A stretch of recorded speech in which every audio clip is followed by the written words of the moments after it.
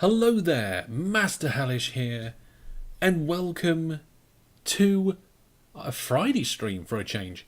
Hang on.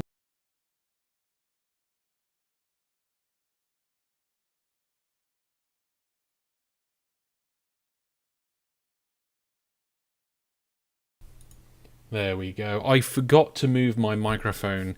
I have it in a different place when I'm streaming, and you can hear me better once I move the microphone. But hello, everybody. I wonder if the going live is automated or manual. It's manual. What do you mean? I don't know exactly what you mean. Do you mean the actual start of the stream? Because that is manual.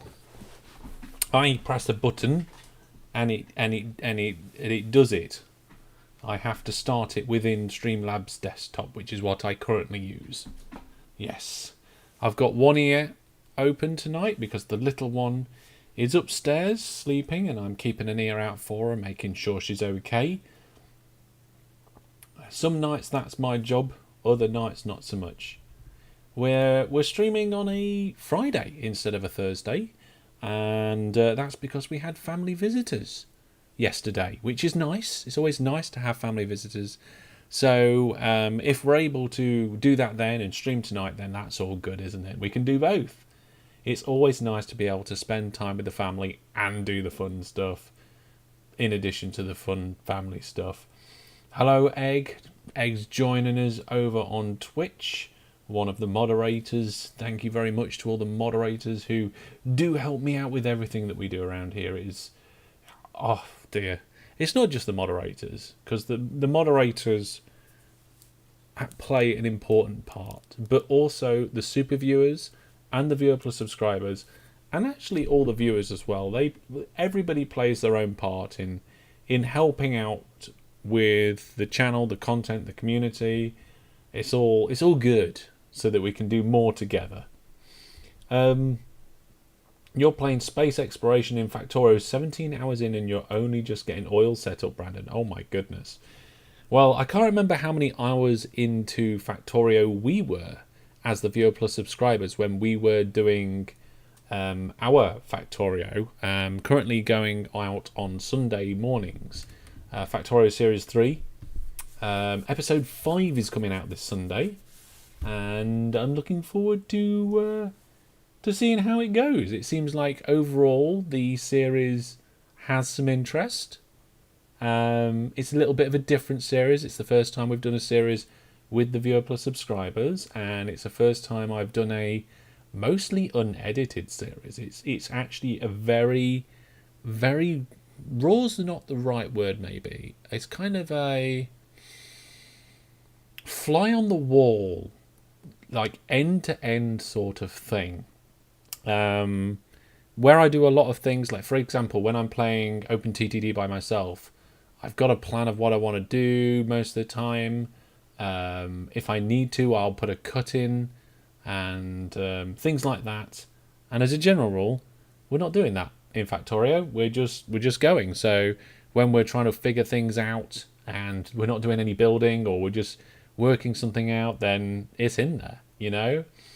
It's all natural, all us. Hey, we've got some good exploration going with the flow. Yeah, not just that. Hey, Jackamac's watching on YouTube tonight. We're hoping to have Hellish Tools YouTube integration before the charity event in December, on December 17th. So the idea is that, you know, these messages and announcements and things that we can push to Twitch. So for example, if I wanted to tell you about Viewer Plus, I could send a command out, and then all of a sudden great fantastic things should happen. Sometimes there's a short delay just with the way that things work, but the information, there it is, Viewer Plus, all comes out on Twitch. And the idea is that we want to have that for YouTube too.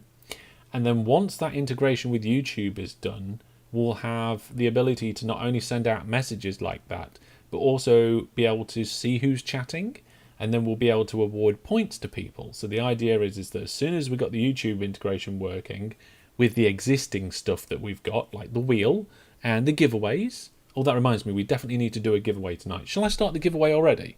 Let's start the giveaway. Let's do a giveaway for Expeditions Viking. Boom, there we go. So all the notifications that's going to pop up and all that sort of thing will go to YouTube as well. Once all that's sorted, we're then set up ready to add a hellish point system. Now, we've had a point system in the past, and it was all right, but this will be fully integrated, so you'll be able to get points for donating, for being Viewer Plus subscriber, and you'll be able to spend the points and all that sort of good stuff. Did I actually start the giveaway? No, I didn't. Why did I not start the giveaway? Ooh, I see. Okay. Let's try again. Let's do it slightly differently. There we go. Start new giveaway. The giveaway has started. Taking a bit to post. No, I kind of broke it. Okay, so recently I got all the different stuff for the moderators. So like the giveaways, the wheel, all the commands and stuff. And I put them all on one page, but it's not a page. All the existing stuff's still there, and I've just kind of squished it into and wrapped it around a new page. And some of the submission links don't work. Because I haven't been able to test it yet. Sometimes I can only test things when we're live. So, yes, I broke it a little bit. It's fine. It's fine. I'll probably fix it in the morning when me and the little one are having breakfast. We're going to sit down and have a nice, lazy breakfast together. And she'll probably want to play Minecraft, which means she'll want to kick me off my computer, which I don't, which I don't like. But I'll set my laptop up next to her. And maybe we'll play a little bit of Minecraft before getting into the main part of the day. Hello everybody who's joining. We're going to be getting going with the gaming soon. I'm just having a little drink. I got some sugar-free. It's nice.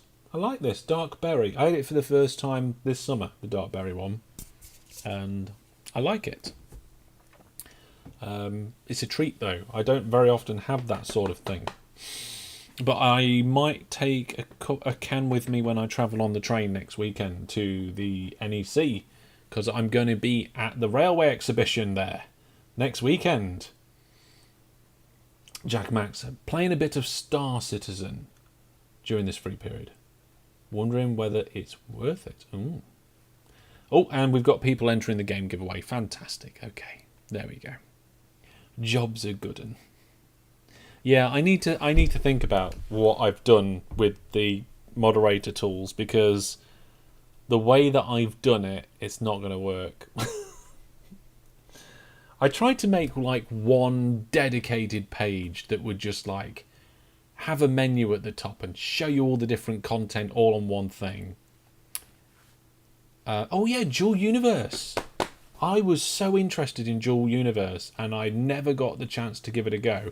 I feel like it's going to be something that I would really, really love to play. I just haven't got around to it, so there. You've been watching this series on YouTube. Happy finally to be able to catch a stream. Well, fantastic. I'm absolutely loving this series of KSP. It's going really good. Jackamat says, I find EVE Online good, but I really like the idea of a first-person experience. Yeah. I can kind of agree with that. In fact, I play EVE in first person. There is actually a first-person ship view, and I play most of the time in first person for EVE. Above the Line says, traffic management is a pain in vanilla City Skylines. I've come to realise that if you build a good road infrastructure and you have good public transport, it's actually not a pain. The only thing I find a pain is building roundabouts naturally. There's a few things in there about like lane management and stuff, which we do use a mod for, but it is actually in the game. The only reason we use a mod for it is because there's other stuff in the mod as well. So I would say, as long as you're using public transport correctly, as long as you're planning out your roads really well, and you're doing good lane management, it's very, very possible to actually achieve good traffic management in the vanilla game. Dual Universe felt very underdeveloped. Well, it might do, Jackamat, compared to a 20-year-old game like EVE Online. I was talking on the Discord to some of the people in the EVE channel, and I was saying, you know, if I'm still playing EVE after at the 25 years anniversary, I might actually fly out there and join in with FanFest, because it's their 20-year one now, and at the moment I'm at a point in my life where work's busy, family's busy. I mean, everything's always busy for everyone, but I just feel like it's extra busy at the moment. And yeah, I feel like in a few years then maybe I might be able to do it. Plus it's going to cost a lot of money, and I would need to save that money up.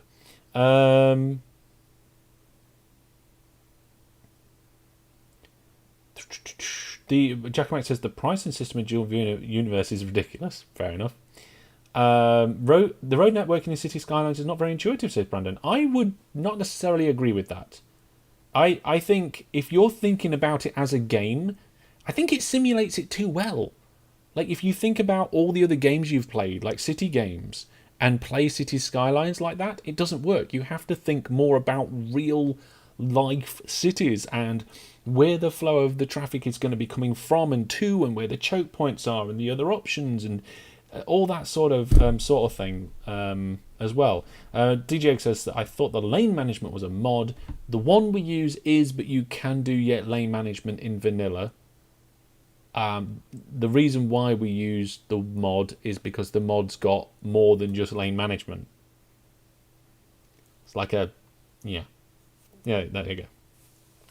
And we've got more people entering the game giveaway. Remember, you can enter the giveaway at entry.masterhullish.net. There's a button, actually, to re-announce the giveaway, which we didn't have not long ago. So I can click that and boom, it will go back out. At the moment, of course, it only goes to Twitch, but we're going to get it to go to YouTube soon. There you go. There's the re-announcement message. Didn't used to have that. That's a new feature. This is brilliant. I love having my own set of tools. Brandon says, unless you do the lane maths, where you force cars down certain areas by making certain roads smaller. There are different ways of doing that. Jackamat says, Iceland looks cool. I'd gladly use it as an excuse to visit Iceland on holiday. Yeah, Jackamat. 5 years from now.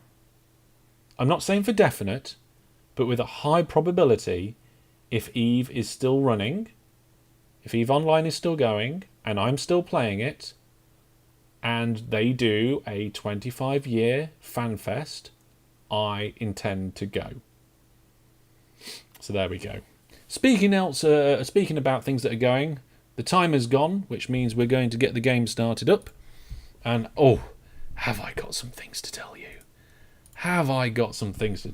Oh, yeah, 5 years from now, hellish meetup at Iceland. Yeah. So I suppose really this NEC trip that I'm going on next weekend is like the first unofficial hellish meetup. Like, it's an event.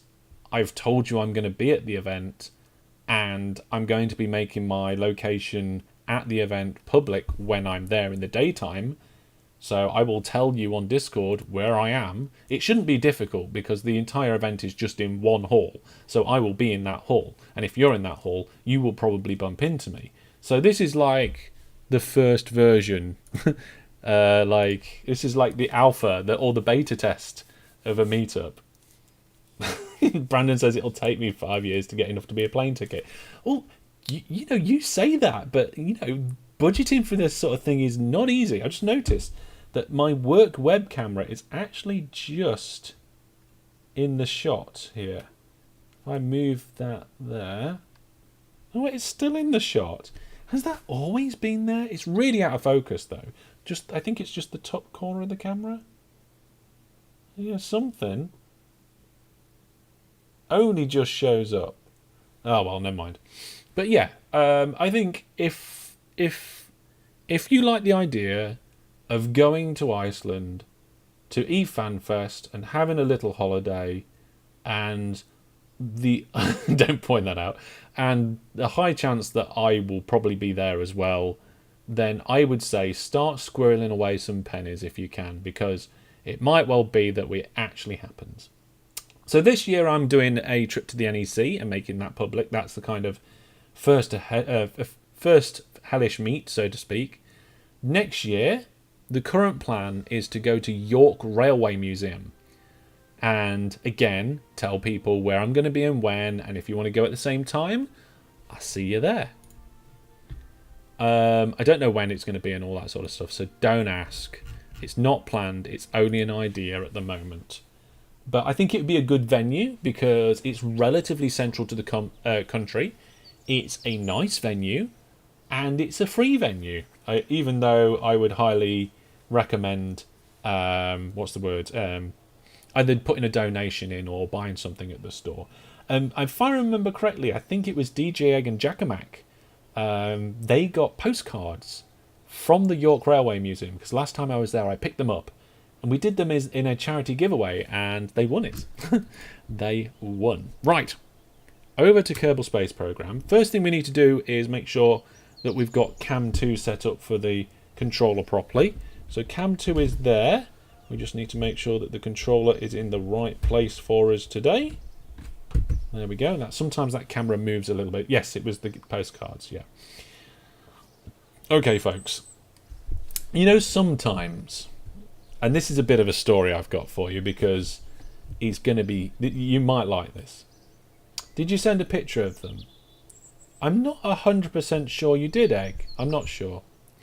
You're unable to get to the NEC, but instead you're going to one in Ashford. Yeah, I mean, the NEC is probably one of the easiest places in the country to get to. It's got an airport there. It's got an international railway station there.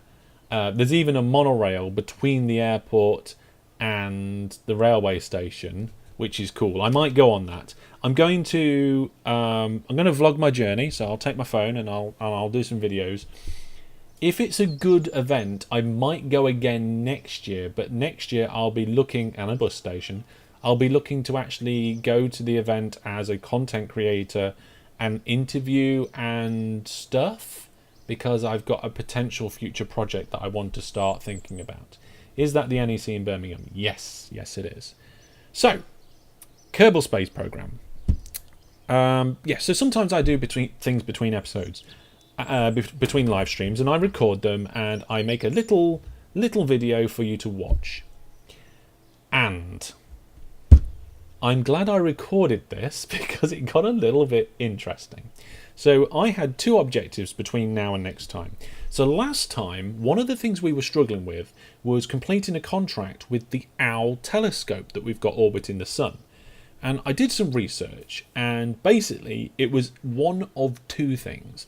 It was either the antenna wasn't strong enough, so the signal wasn't getting back and we wasn't completing the contract, or the contract says it could be an existing vessel, but there's actually a bug log that says it has to be a new vessel, otherwise the contract doesn't work. So I launched a new one. So now we have the OWL going around the sun, and we have OWL 2, and I'm pleased to say that OWL 2 did complete the contract. And I did put a bigger antenna on it. You'll see in the VT that I'm about to show you. The only problem is, because I launched a new ship and I put a bigger antenna on, I don't know which of those two problems it was. It could have been both. But let's see if I've queued up the video correctly. Remember, the gameplay is not live, but the video feed of me and the voice is live. So let's go have a look at that.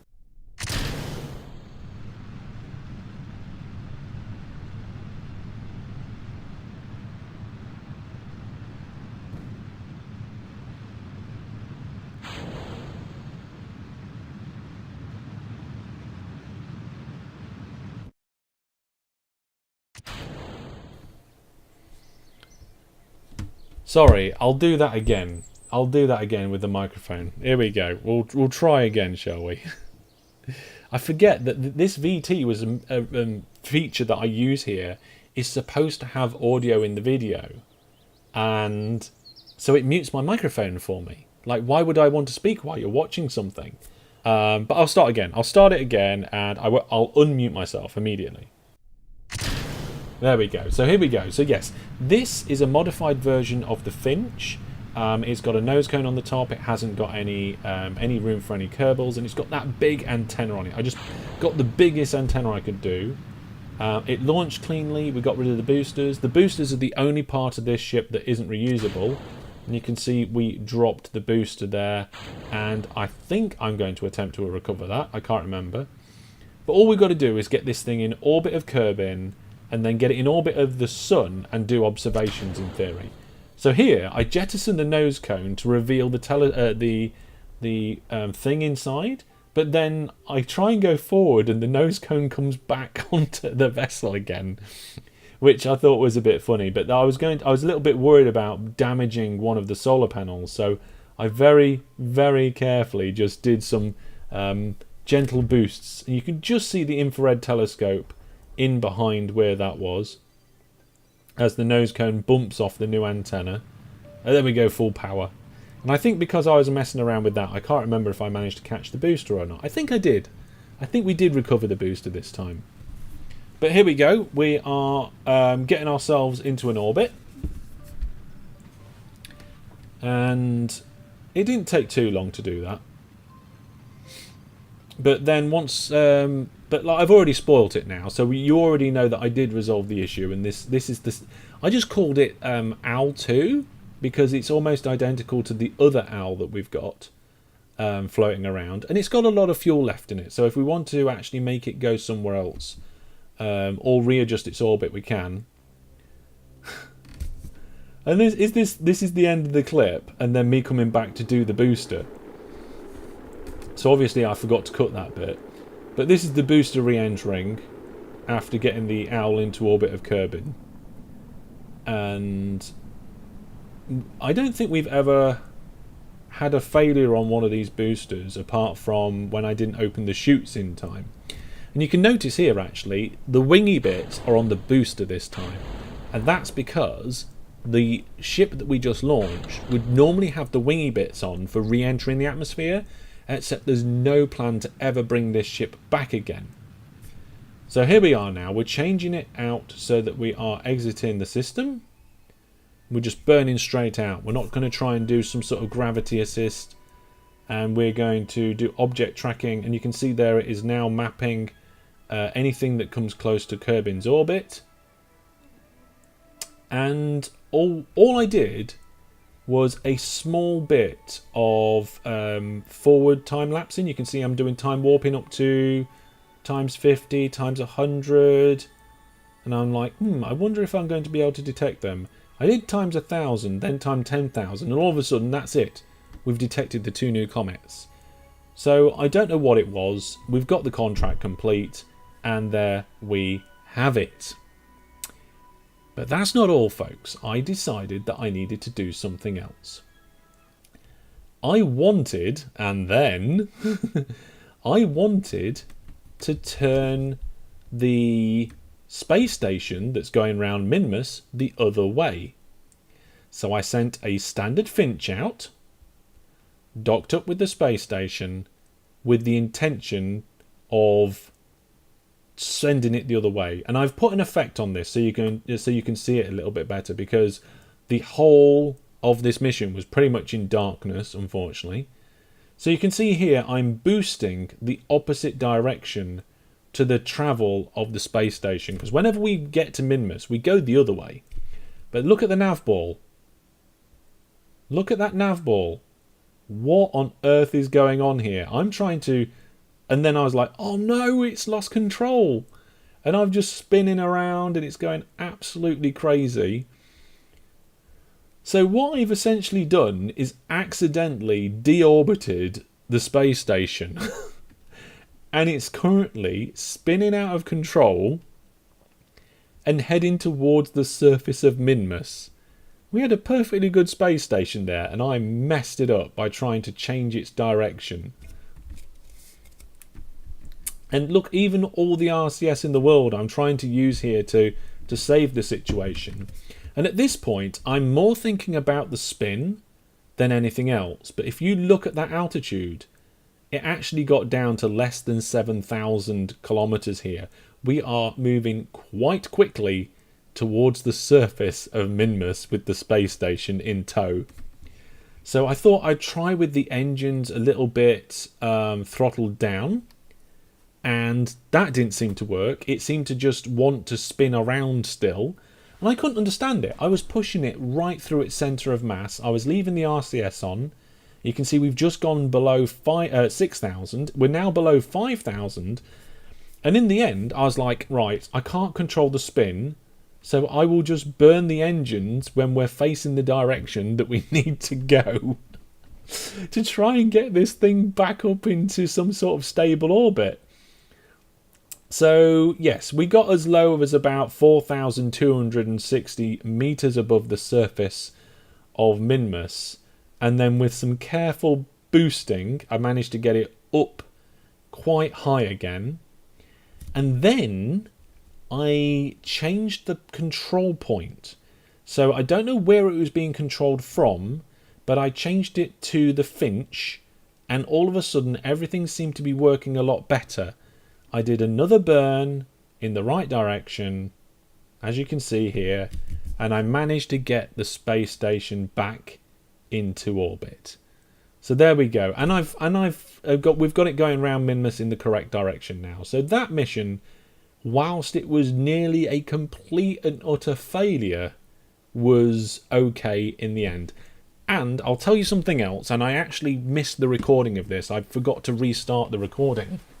That Finch stage, I brought back to Kerbin and then landed it on the engines without parachutes. I was like, oh, I wonder if I could get this down just under its own throttle, just using a repulsive landing. And it did it. It landed. And the reason why I tried that is because there was just loads of fuel left on board, even after the shenanigans going around Minmus. So there we go, folks. We're going to try and get as much done as possible in KSP today where it comes to contracts. So the first thing we're going to do is go to mission control. Hey, Active Frog, welcome. So the first thing we're going to do is look through the list here and see if there's anything that we can do with our existing equipment or some stuff that's going to be quite easy. So we've got plant a flag on Minmus. We can do that because we're going to Minmus to deploy surface science. So we'll accept that contract. Plant a flag on the moon. Again, we need to go to the moon space station and nip down to the surface as well. So we may as well take that mission. Science data from space around Minmus.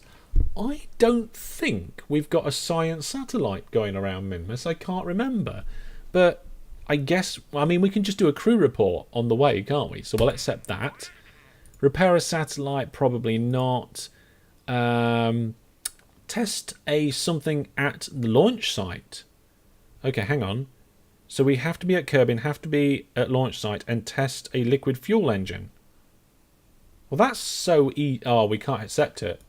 We've ran out of room for our contracts. I don't know what to do about that. Probably should have accepted that one first. Maybe we could upgrade the station, the facility. How much is it? Oh, I didn't mean to click that. How much did it cost to upgrade? 282,000. I feel like that's too much of our budget for now, so we'll just sort of finish that off. Right then, I've upgraded the rover. I've been busy. I've been quite busy. So, here is our science rover. You may recognise this. It's got 3 seats at the front. It's got, and what I've put the all the control systems inside this service bay, and I've added a rover arm to the back, and I changed the solar panels. So I made a few small modifications, and what I thought is that this is what you create in Space Engineers. We've got surface deployed science at the moon, and we've got it at Minmus. But we haven't got it at Kerbin.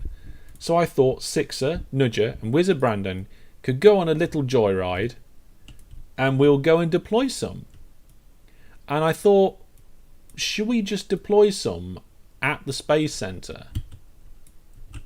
Whee! And we're not going to flip it whilst driving. But if we just do it kind of midway between like the launch pad and the runway and the assembly building, just kind of like in this field, I feel like that's a good place to do it. So there we go. Now I can't remember if it needs an engineer to do it.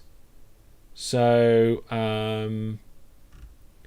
let's get our engineer out anyway. Our engineer's Nudger. So where's Nudger? Is that Nudger? That's Nudger at the front there. Let's leave the seat. I suppose we should really extend this ladder just in case we get stuck. Fantastic. Now if we want to, we could have done science here. I'm not sure if we've ever done this piece of science. Gravity data. Can only be controlled by a scientist. Okay, well I don't care about that right now. So I made a note, and I think one of the reasons why we've been having problems with surface deployed science is because apparently it kind of matters what order you deploy them in. So, I mean, the brakes are on this vehicle, but I have no idea why it's still moving. There we go. Not sure what's happening. So let's get things out. Apparently, you have to deploy the experiments first, then comms, then the control station, then power. So what's that? That's a deployed Simons. That's a weather analyzer. Okay. So I don't know if I can put things on the floor. Okay, let's put things on the floor. We don't need your EVA suit. Let's get the weather thingy. And then there we go. And how, I can't remember how I'm going to deploy that. Oh, you have to come out of construction mode. Then you get this little arrow. Press space to place the parts. There we go. And then we got the weather jobby. Can I take the part out of here? If I hold Alt. So then we've got this experiment. Oh, what's that piece? It doesn't say, does it? Safe to deploy, it says. Yes, it's safe to deploy. Deploy. Fantastic, that seems to be okay. We'll just put everything down. That's definitely mystery goo. Not sure what that one is. And hopefully we can get this working. And if it does work, we'll go to Minmus and get it working, because we've got stuff that we need to do that for. There we go. You'd play a lot more Space Engineers if your PC could handle it. Can you not just turn down the settings or something? So that is... I think this is an experiment. Yes, it is an experiment. There we go. So we'll take the last experiment. So in total there are 4 experiments that you can place. We'll place them all down. And then there's communications, power and control. And apparently you want to do communications next. Can I just do it from where I'm stood rather than walking backwards and forwards? Let's try it. Yes, yes I can. Okay, let's do communications over this way. And then after communications, it wants the control station, which we will place in the middle.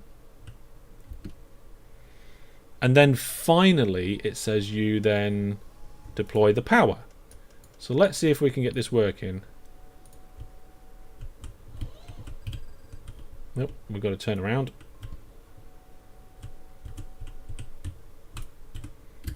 There we go.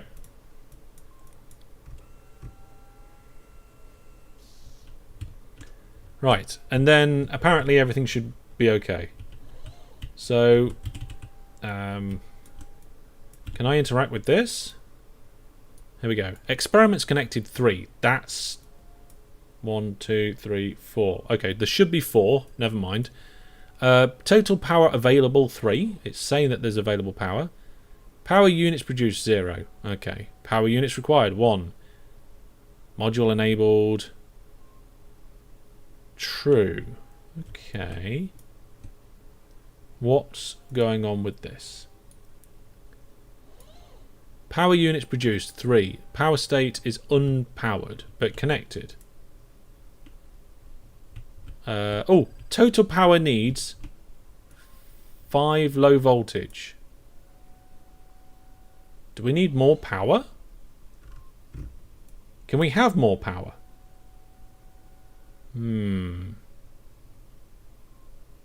Maybe we've only got so many experiments connected because it's sort yeah. So the ground antenna's unpowered. That one is connected and unpowered. That one's unpowered. That one, it can. Science power is 0. Power units produced 0. Power units required 1. Yeah, that's unpowered as well. What does that say? Experiment situation invalid. I don't know what that is. What is it? Ion graph. Okay. It's invalid. Okay. Well, apparently we can't do that here. So maybe we could just nip back and get more power? Littering the lawn with science stuff. Yes, that's probably why there's only 3 experiments connected, because we've got... just pick those things back up. Because one of them is an invalid experiment. So I should be able to use this ladder to get back up. And then board the command seat. Oh, I can't board the command seat. Well, oh my goodness. Can I jump onto the buggy? Jump, jump, jump. Okay. Jump. No. Maybe we should have like a little rampy bit.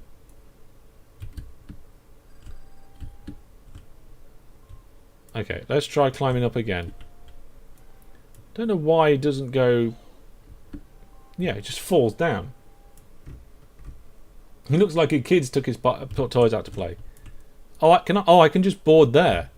Okay, there we go. Right. And then we can just drive off. Right, so we need to nip back inside. Let's go onto the runway, because I think we get 100% money back if we go to the runway. And then we can get some new science. 20 meters per second is actually quite quick, isn't it? Let's start slowing down. Got to go up this hill yet. Oh, it didn't seem to slow us down too much. There we go. Right, let's recover the vessel. Nip back out with a little bit more power. I don't know if you can have multiple power units or not. I didn't actually look that up. So let's get out there with another set of science. Yeah. So if I open up the science rover, it should have all the experiments inside it still. And we can just assign the same crew. There we go. You find it strange that driving to the runway makes it cheaper to recover than parking it outside the hangar door. Yeah, I kind of agree with you there. But I guess it's because that's where, you know, you take off from. And if you're taking off from there, then you land there. And that's kind of the entry and exit point. So, there we go. So, once we've got this one set up, we'll go and do the same on the other planets and complete all of these missions. It's going to be fantastic. I just realised if we're driving around without the solar panel, we're going to lose all of our power. There we go. Make sure we got our lights on.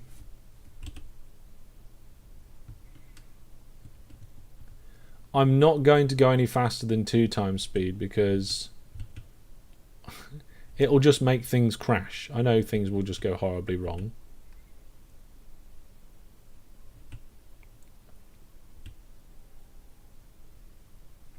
Did you mean unpackable science instrument? What?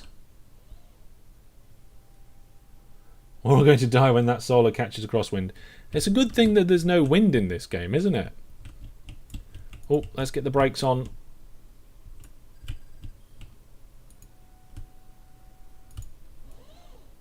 Right, let's see if we can add more power to this. Where's Nudger? Nudger the engineer. That's Brandon. That's Sixer. There's Nudger. Leave seat. Bye. So we don't actually need the ladder on this. Oh, hang on. Right, here we go. So put down your stuff. I mean, ideally I would have just left those things there anyway. Pick up the power unit thing and then deploy it.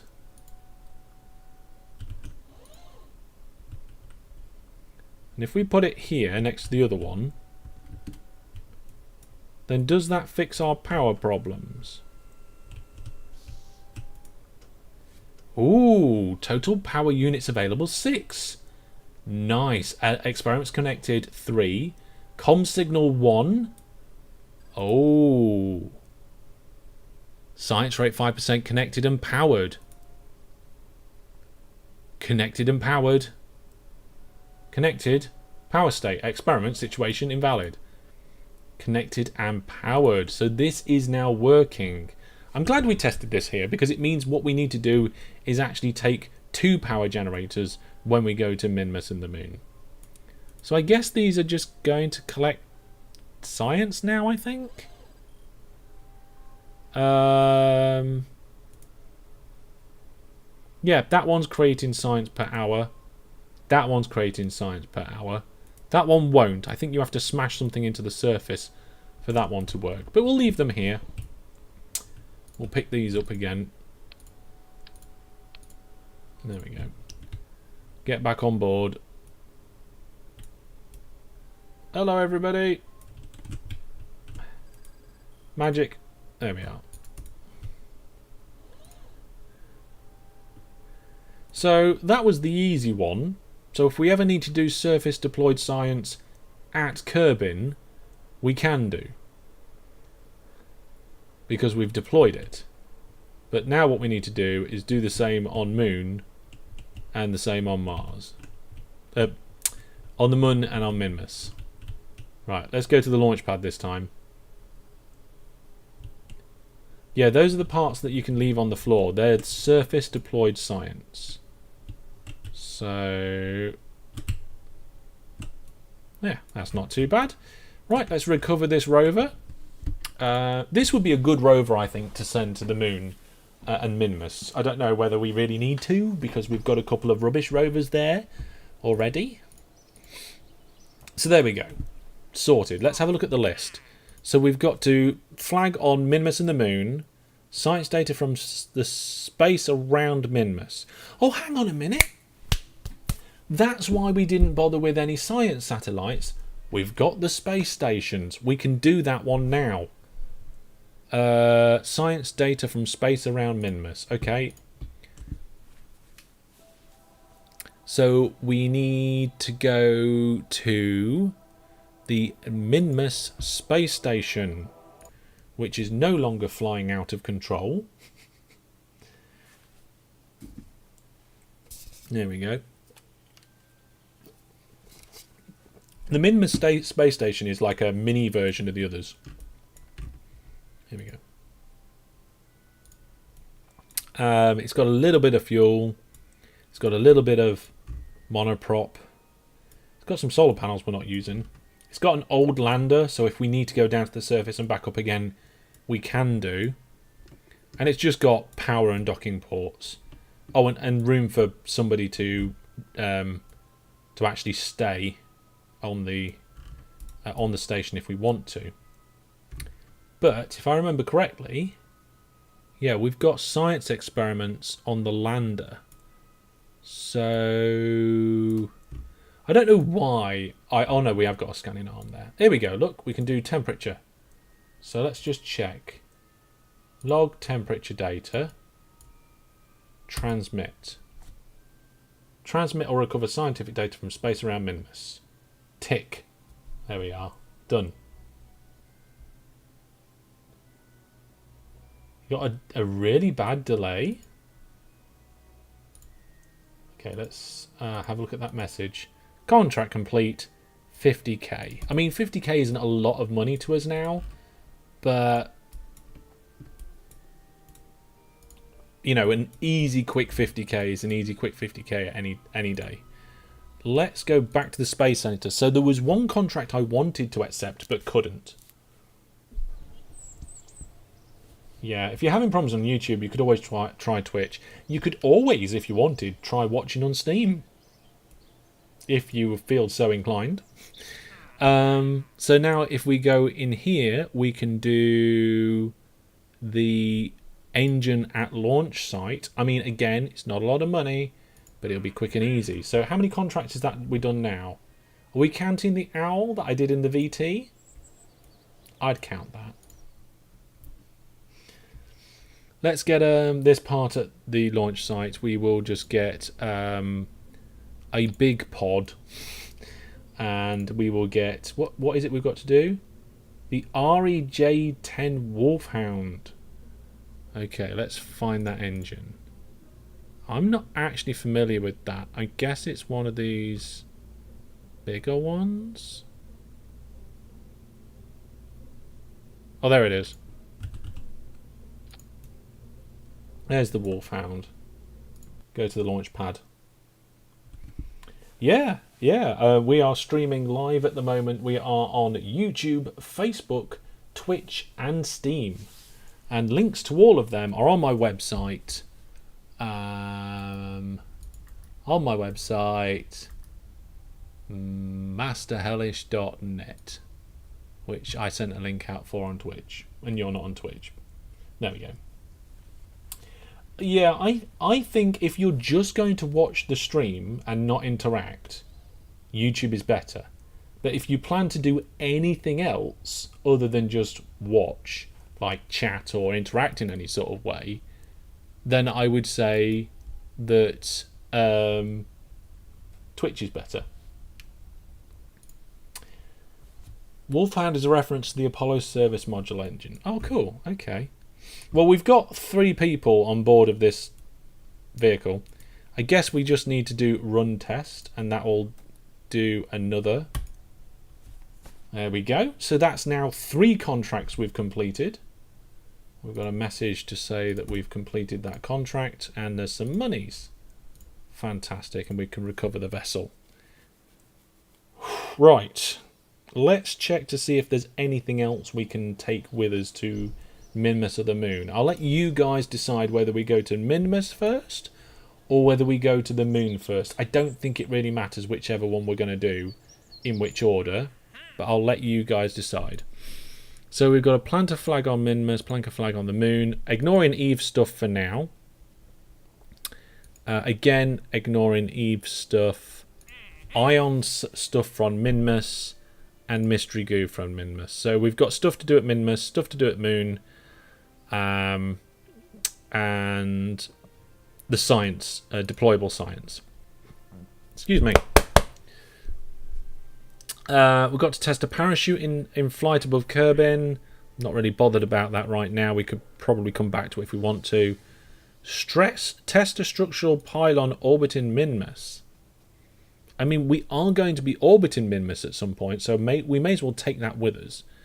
Detect 3 comets with the infrared telescope.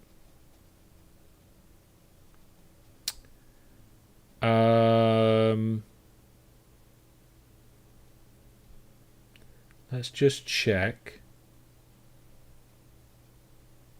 Have a sentinel telescope on a vessel.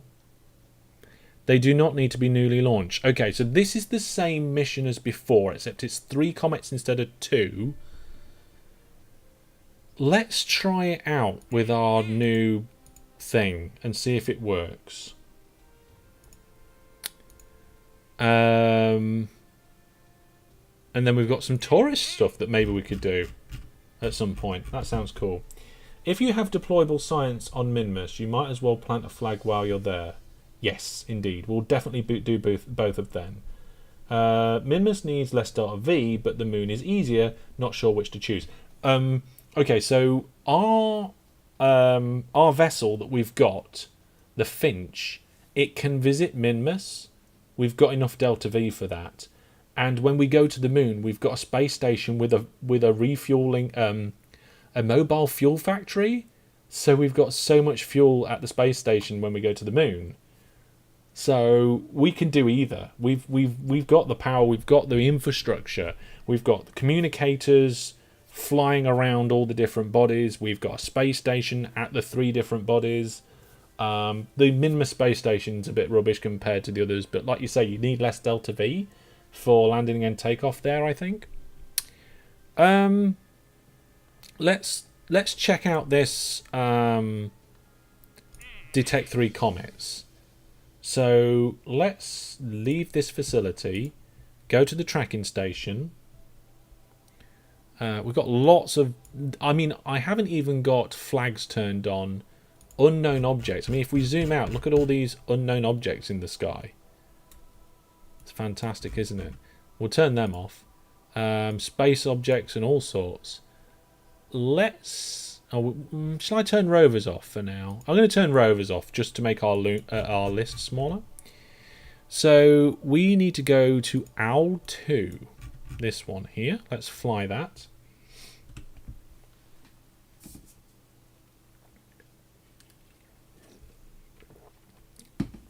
Right. So let's have a look at the contract.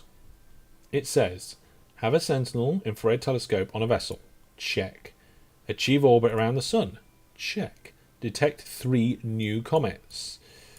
So in theory, if I just time-lapse here, we'll be alright. Let's go to the map. And you can see this... oh my goodness. We've actually got 3 connections back on the Kerbal net, on the ComNet network. We're connected. We can connect ourselves to Minmus, the moon, and to Kerbin. So we've actually got really good signal there. And you can see that you know that red line there, just under my cam, that's to the first owl. So I don't know if it's because it's further away or whether it has a worse antenna or not. I'm not sure.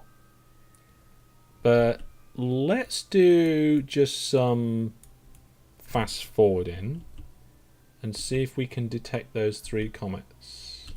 Actually, before we go too fast, let's do a quick save in case of Kraken.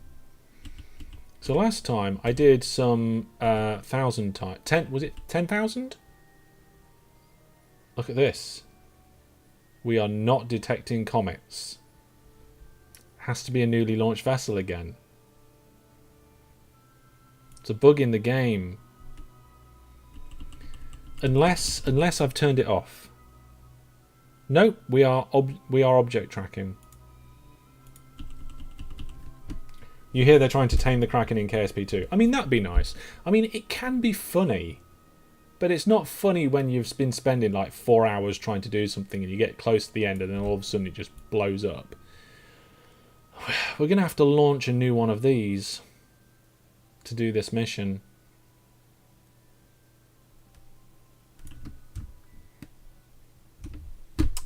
Right. Because it's a bug, I'm going back in time again. What we'll try and do is get this one back again, I think. We can't just keep launching one of these telescopes every time. Okay, let's go back to the Space Centre. I don't even know what they're offering. It's going to cost quite a lot of money to put one up there, isn't it? Maybe I can reduce the amount of stuff.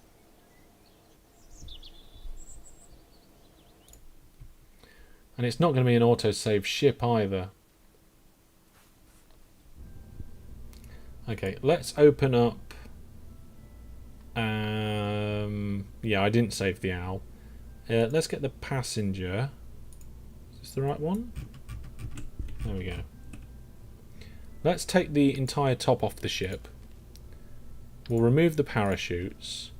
We'll keep the comms device and the wings.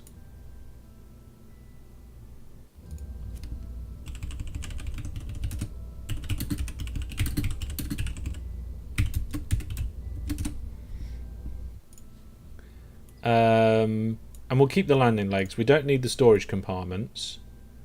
And I guess we could probably get rid of most of the fuel as well. That'll make it lighter to launch and actually the whole mission more fuel efficient.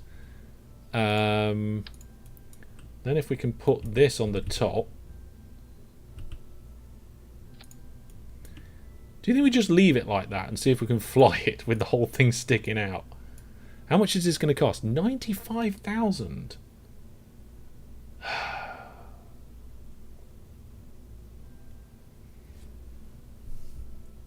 This is why Hellish uses AI. What are you talking about, AI? I'm not following you, Brandon. There we go. But Jeb is the best astronaut. Oh yeah, I don't fly Kerbals that often. We are going to fly some Kerbals this live stream. I've got 2 rockets planned. One's going to Minmus and one's going to the moon. So this is our little telescope. If we can get it out of orbit and back again on just over half a tank, I will be really happy.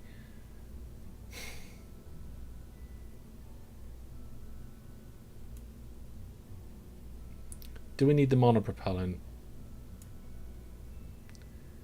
We don't even need monopropellant, do we? Okay, I'll empty the tank and I'll take the monopropellant off. Sometimes we need the monopropellant when we're landing, but this is going to have to be a repulsive landing. I'll put just a tiny bit more fuel in it. I've got a feeling it's going to be very inefficient. Yeah, we're going to have to put something on the top of that, aren't we? We have to have a... Oh, why don't we use a fairing? I haven't used a fairing in a while. Payload fairing. There we go. That'll do. Build fairing. Go up a little bit. Come in a little bit. And come in a lot. There we go. Then we can blow that fairing and everything will be fine. A repulsive landing, yes, using engines, Brandon. Using engines. Yeah, definitely should have used a payload fairing instead of a deployable nose cone last time. Right, 95 grand. We'll get about 35 grand for recovering the booster.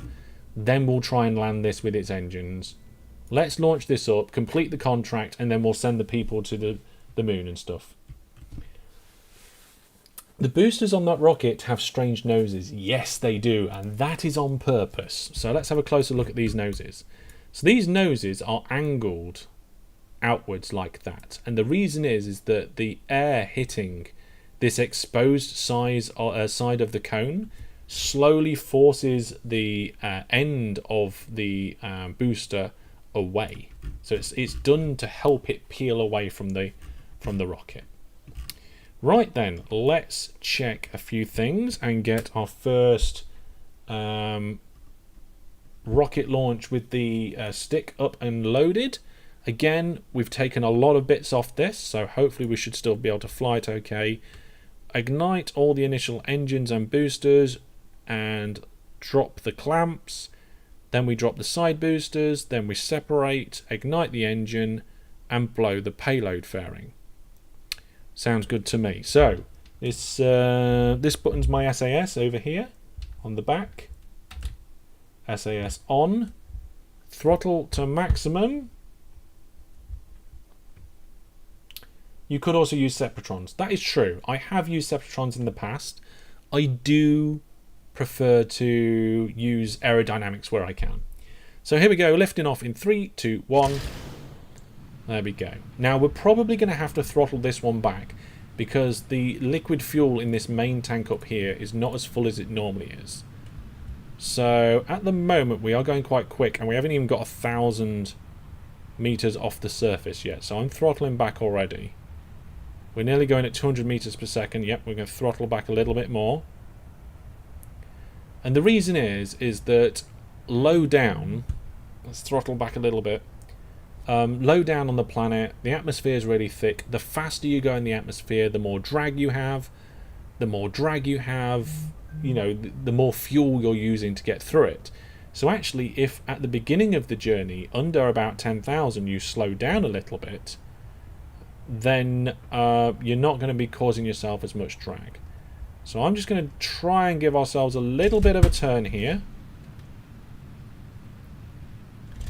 There we go. The boosters are going to fall and separate any second, so there they go. Let the rocket stabilize for just a second and launch. Oh, one of them did just touch. I don't know if we didn't actually lose an engine, so that's good. And we are nearly making ourselves up to space already, and we've still got half the fuel left in the booster. And we are roughly reaching space now. We're nearly out of the atmosphere. There's just a little bit of atmospheric heating going on. There we go. We're pretty much out the atmosphere now. And the next one we'll have to throttle down, stage, and throttle back up again. So let's get ready to do that. Here we go. And doing it now.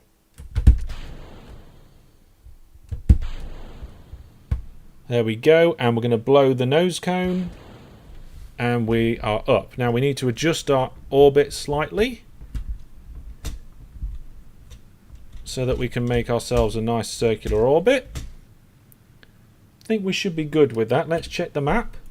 Oh, we don't want all those lines, thank you very much. And you can see that we are pushing our orbit way far out. So that's probably too much. Yep, we'll leave that for now. So it's called Finch Booster. I don't know why the naming's not right, but never mind. Looks like the actual booster is going to end up being a lot further away. So let's give ourselves a little bit. Let's try and circularize this orbit a little bit. There we go.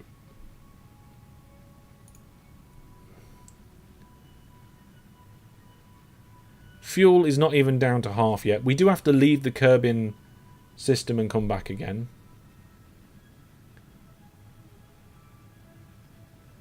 There we go. That will do for now, I think.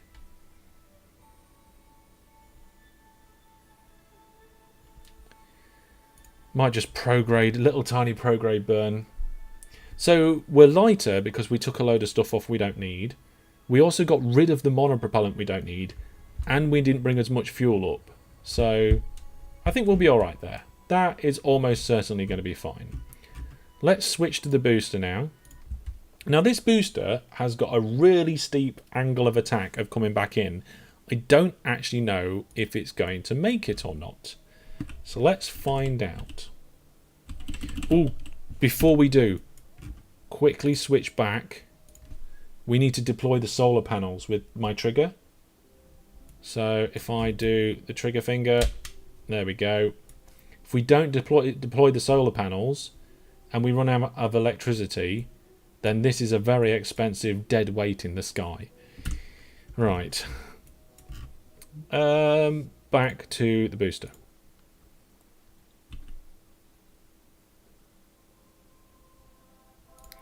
Okay.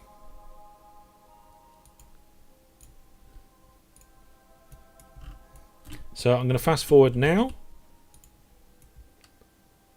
This is as high as this booster has ever come back in from a suborbital flight.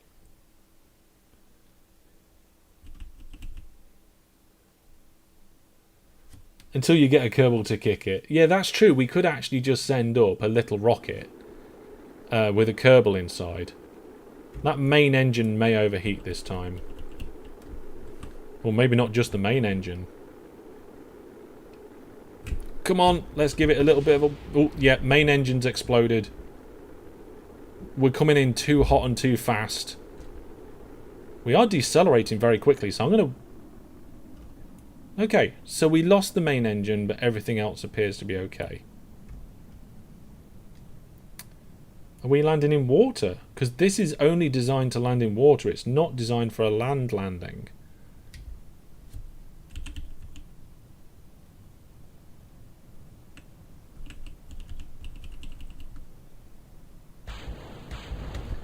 Oh no, it's not water, it's land.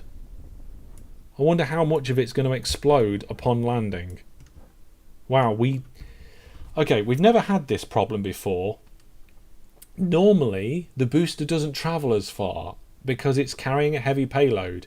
But because we did a light payload this time, it flung itself further around the planet than it ever has done before.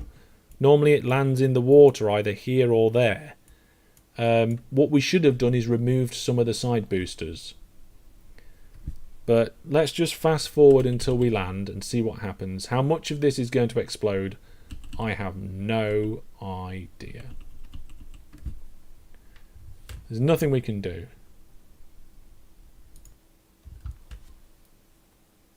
None of it blew up. What? How? How did that not explode? Yeah, a lot of parachutes. So this booster doesn't do a repulsive landing. It's just a load of parachutes. And we get 14,000 funds. So considering we lost the main engine, and that's the most expensive part, then that's not too bad. That's not too bad. We got some funds back. So if we go back to the tracking station, we can then go back up to our main rocket that we're going to be using. So where is it? It's here.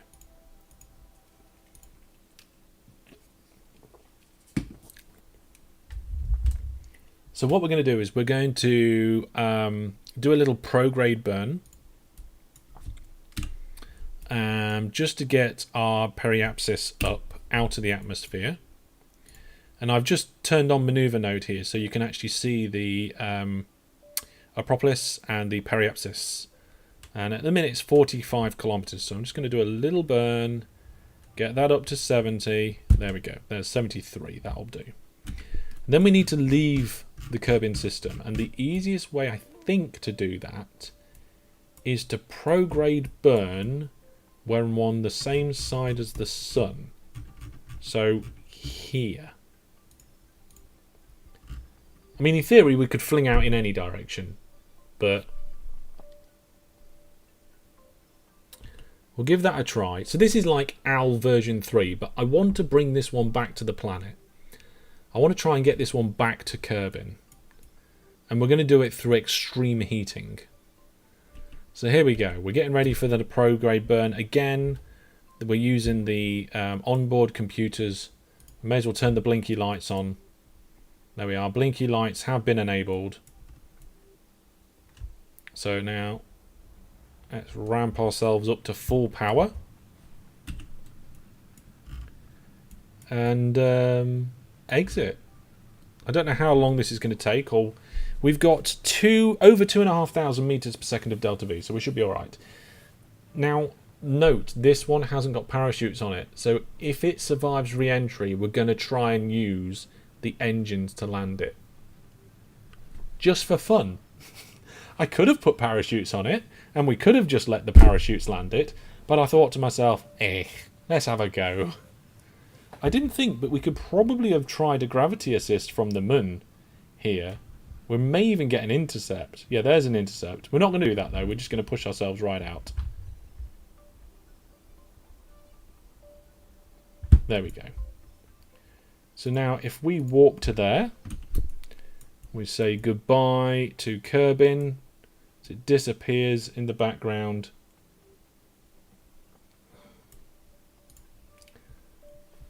We've apparently achieve orbit around the sun has already been done. This has been a bit slow, so I'm going to speed it up.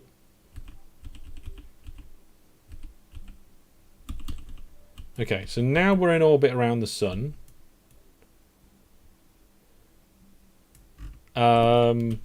Let's turn the observations on. And actually, let's just disable the engine for a moment, because I always feel that something's going to go horribly wrong. So if we start object tracking and then fast forward, let's see if it completes the contract now. Oh, I didn't put a good antenna on it. We've only got this little rubbish thing. What's the connection like? Oh, the connection's currently good to Kerbin. Okay. We need to detect these satellites quickly then.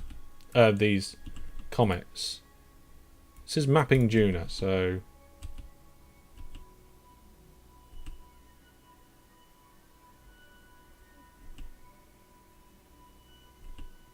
Nope. Didn't work. Didn't work. Don't know why.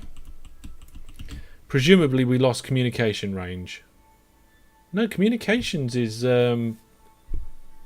still at full strength.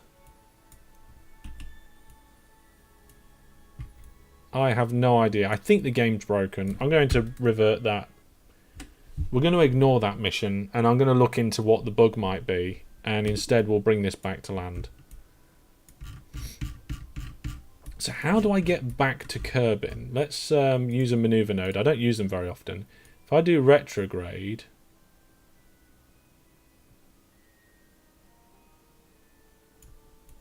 No, that doesn't appear to work. Okay, let's get rid of the maneuver node. Let's try a different one. Add maneuver node. Prograde? Nope, that hasn't done what I want to either. Okay, how do I get back into this system? Add maneuver. Oh, there we go, we get a Kerbin intercept.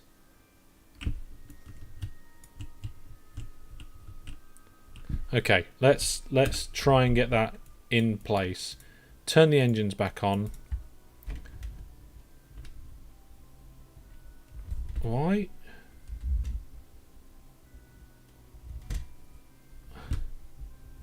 What's going on? Why can't I control this very easily? Oh, there we go. Everything's fine. Let's try this burn and see. As soon as we get an intercept, we'll accept it, I think. Okay, so let's cancel that so we can see what we're doing. Kerbin is there. It's not very easy to see, but let's throttle up. Oh, actually, we should set as a target. Whoa! There we go. So if we warp to here, I don't know how long that's going to take. Couple of days by the looks of it. Yep, there we go. So now, what's the situation here? Oh, are we actually going to crash into the planet? Yeah, we're crashing into the planet. That's not good. I mean, I know I said that I was going to come for a hard re-entry, but I don't want to. I don't want to crash into Kerbin. Okay, let's try putting a maneuver node in. If it'll let me. Being a bit funny. There we go. So what if I just like give it a bit of a... Ah, there we go, look. Okay, so we give it a bit of a burn and we end up with a periapsis. And it's just prograde as well. What if we do like a little bit...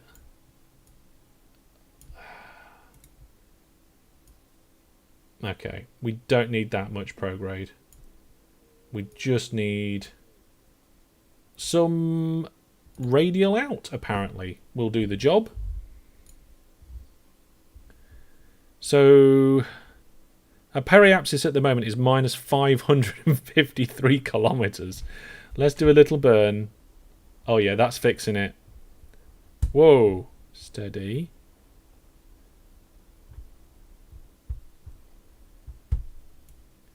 Okay, I'm not sure that that is actually fixing it anymore because it's moved us. Let's try moving prograde. Yep, that's fixing it. There we go. So we're currently going through the atmosphere at 57 kilometers up. Oh. It's saying that we've actually got an escape again. What?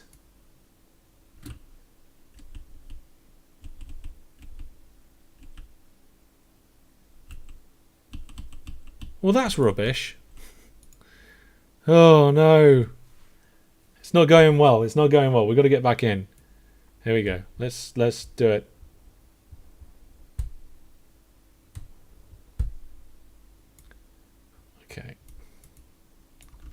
Wow, these sorts of rails are difficult.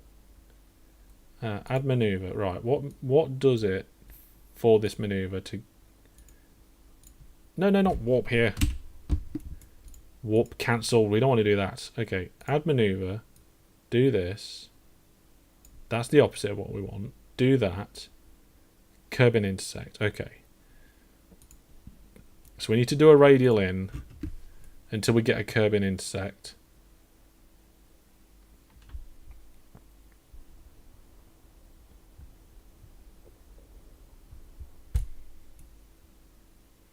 I mean, I can't even see Kerbin anymore. Oh, there it is. Set as target. There we go.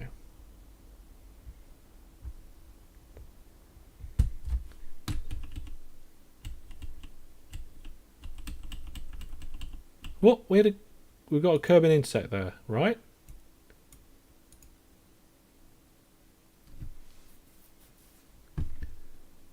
Okay, right. This time, I'm going to time warp until we're about halfway and then try and fix it before we smash into the surface. Here we go. Here we go. Right, stop. Okay, let's try and sort this out.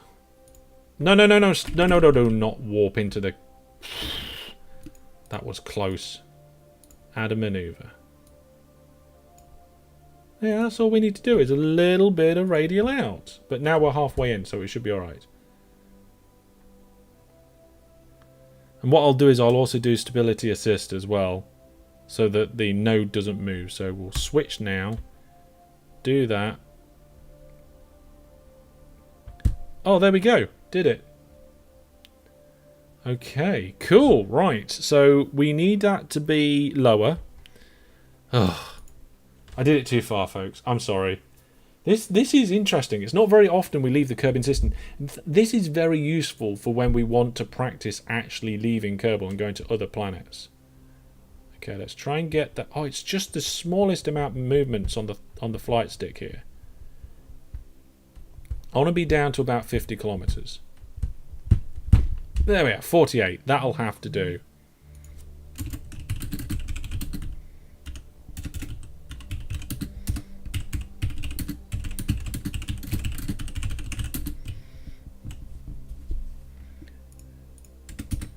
There we go. Right, so now let's cancel that maneuver node. We don't need it. And we are going to slam into the atmosphere so fast. We may even break the telescope, but we'll give it a go. I don't know whether it's going to work or not. Where is? Oh, there's Kerbin. Looks like we're going to come back on this side, so that's good.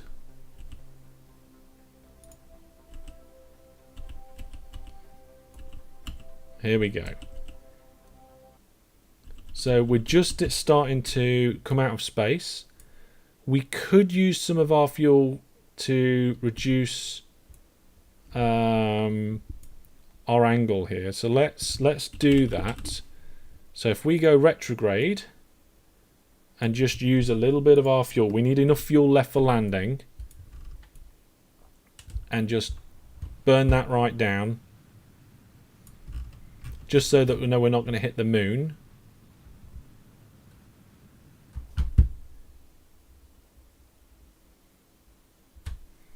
Yeah, we'll give that a go. Oh, the solar panels are getting heating. Quick, bring them in.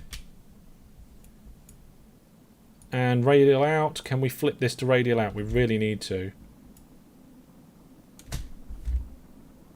Come on. Hold it. Come on. Get a good position. There we go. There we go. That'll have to do. No, not that way. There we go. So it's really hot for this thing. We're going at about 3 kilometers a second through the atmosphere. And I'm actually having to fight with it a little bit to keep it all in line. You can see that we are bringing in everything nice and neatly. Slamming through the atmosphere. This is the fastest that any of these Finch vessels have gone through the atmosphere. I would never do this with crew on board. I think it's going to survive by the looks of it, because even though things are getting warm and toasty, it's looking good. We may actually even skip out of the atmosphere at this rate and go round for another loop. Right, okay, our orbit is a slanted orbit now. Yeah, we're heading back up again. So we'll be alright. We can come in round for another pass. So I don't know if it's going to be another 2 passes, but I definitely want to keep some fuel. What's our electrical charge like? Our electrical charge is fine. So I will just extend the solar panels again.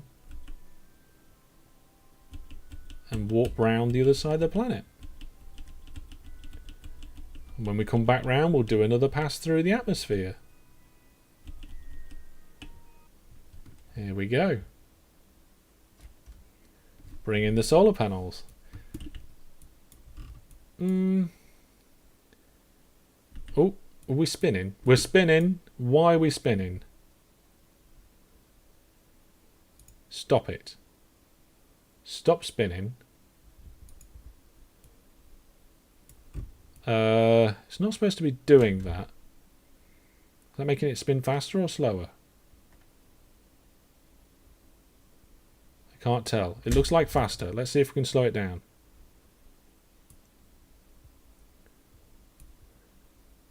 Ah yes, there we go. I was making the situation worse.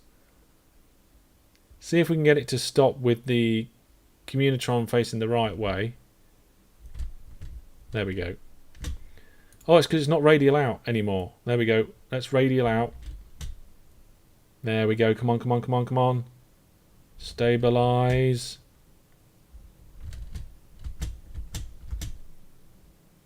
There we go.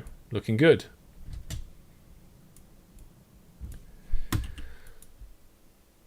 We're at 600 meters above the surface and the other side of our orbit. And it says our lowest point of our orbit is going to be 44 kilometers up. So I think we might have one more pass.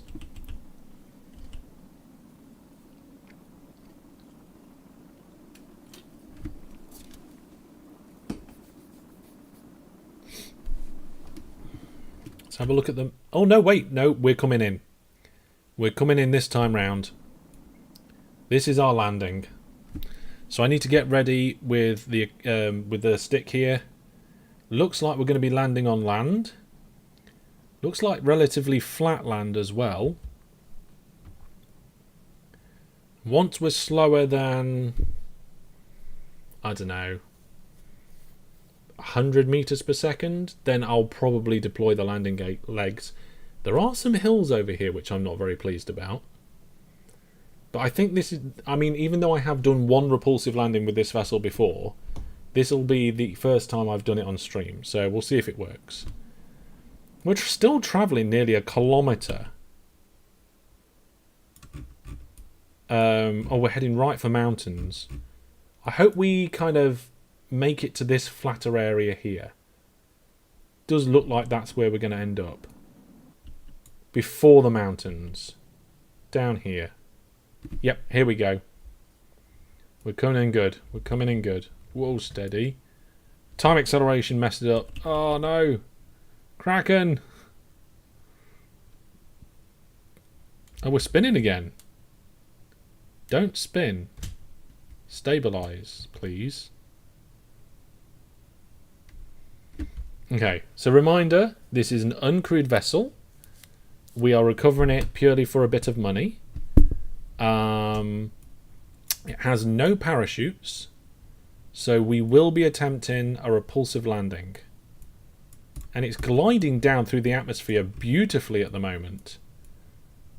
So it did fantastic re-entry, slowed itself down. I'm glad it didn't go near the mountains, because this would not survive on anything other than something that is relatively flat. It's coming in quite nice. There's some parts of it is still a bit warm. Electrical charge is fine. I've got my hand on the stick just to see if any stabilizations needed, but it's still doing a very good job of keeping it very stable with the guidance computer. The engines are turned on, ready to throttle up. What I will do is, moments before throttling up, I will hit retrograde, I will throttle up, we will glide down on those engines. New viewer plus subscriber, fantastic. Esme, thank you very much for resubbing, 12 months of support now, thank you. Right as we're about to bring in a new rocket onto the ground, and now we are falling. We are decelerating now as we get through the thicker and thicker parts of the atmosphere. Going to deploy the landing legs. That shifts the centre of balance a little bit. And I'm going to get ready to relight those engines. That's almost a year. Yeah, I would say that, Brandon, as well. Right, and we are still 2 kilometres above the ground.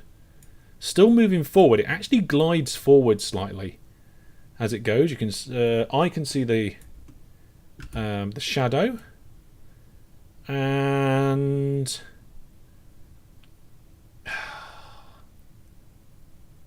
I'm going to ignite the engines any moment. Retrograde. Engine burn.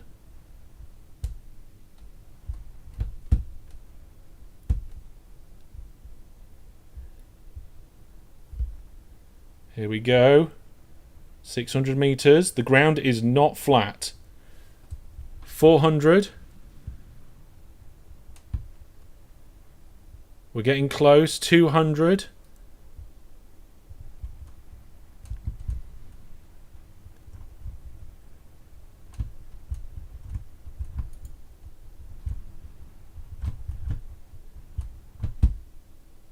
Oh, we went sideways too much and it fell over. But it was soft enough that the vessel survived. That's not fair. Not fair. That's not too bad. What do you reckon? What are you going to score me out of 10 for that, chat? Hey, what are you going to score me out of 10 for that landing? Nothing exploded, so it can't be 0, right? And I think if it was stood up right perfect, that would be a 10. And I think we wasn't too far off standing up. Nothing exploded. What are you gonna score me out of 10 for that? Should we do all of our landings with the Finch? 8.5. Ooh, is that generous? 9. Wow, 9 out of 10. I don't. We wasn't far off landing that.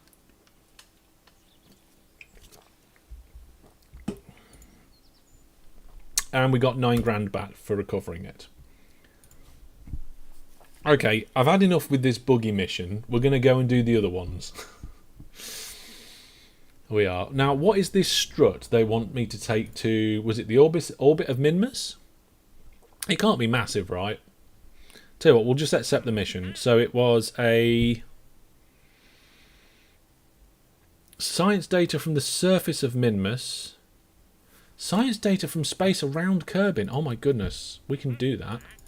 I can't accept it? Oh, what? Oh, because that's... Alright, I tell you what, we'll decline. We'll cancel this contract. Because it's in the way. It's stopping us doing other stuff. Science data from the surface... from around Kerbin. Let's do that one first. Because we can do that right away. 8.5 and 9 out of 10. That's pretty good going. Let's go to the Kerbal Space Station. We'll do some science. We'll transmit it back. That'll be that contract done. I can't remember how many contracts we've done tonight already. I think it's 3. Okay, so there's like a science module here on the space station. We could just do... There's a temperature sensor there. So we can log the temperature. And if we check the contracts and transmit it... Yep, that's that contract done. And we got 20 grand out of it.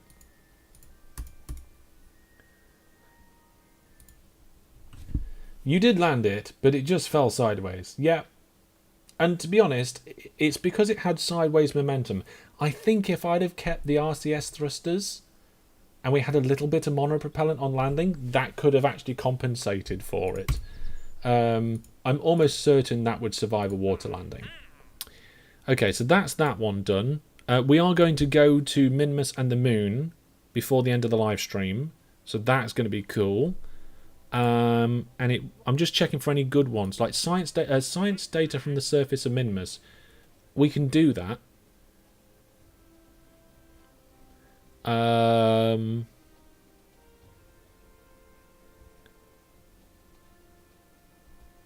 So let's get that.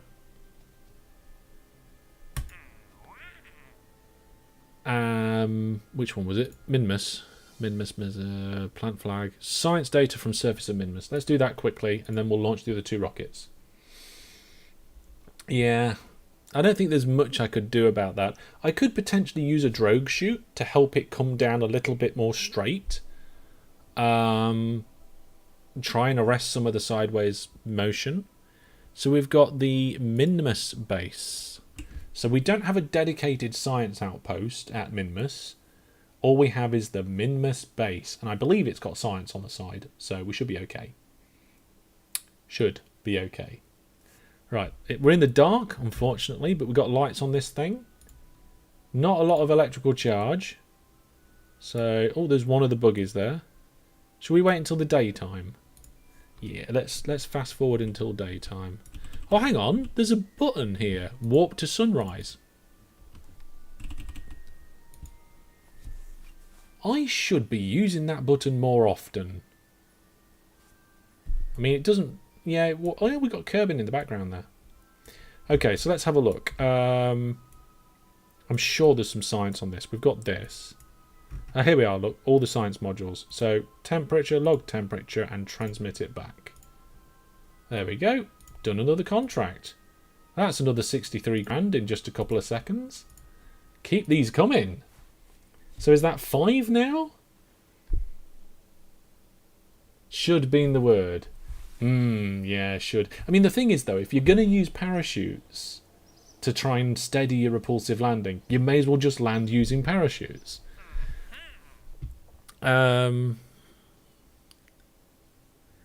Test an liquid engine splashdown at Kerbin. That'll be really easy to do. It's hardly worth it, though, isn't it? I suppose we could do. There's all of these surface deployed seismic and ion collector stuff from the surface of things, so we should really do that. Okay, let's do this Bobcat liquid fuel engine splashdown, I think. Should we do that one or not? Let's go to Minmus and the Moon. Right then, I have designed some rockets to take what we need. Oh, we should end the giveaway.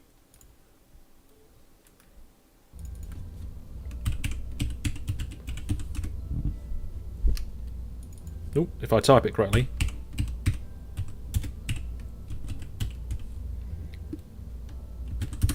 There we go. So we've got, you know what, I'll re-announce it and I'll give people just a few minutes to enter that giveaway if they choose to do so. The giveaway is Expeditions Viking.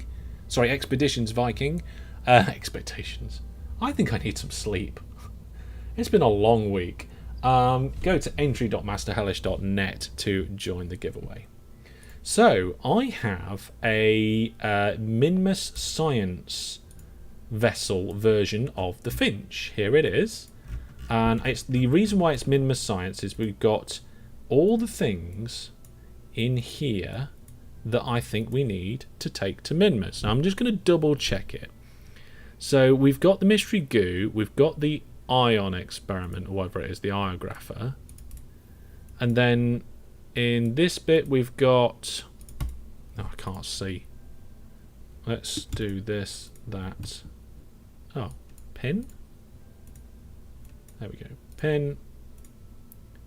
Pin. So basically we've got storage components, compartments down here.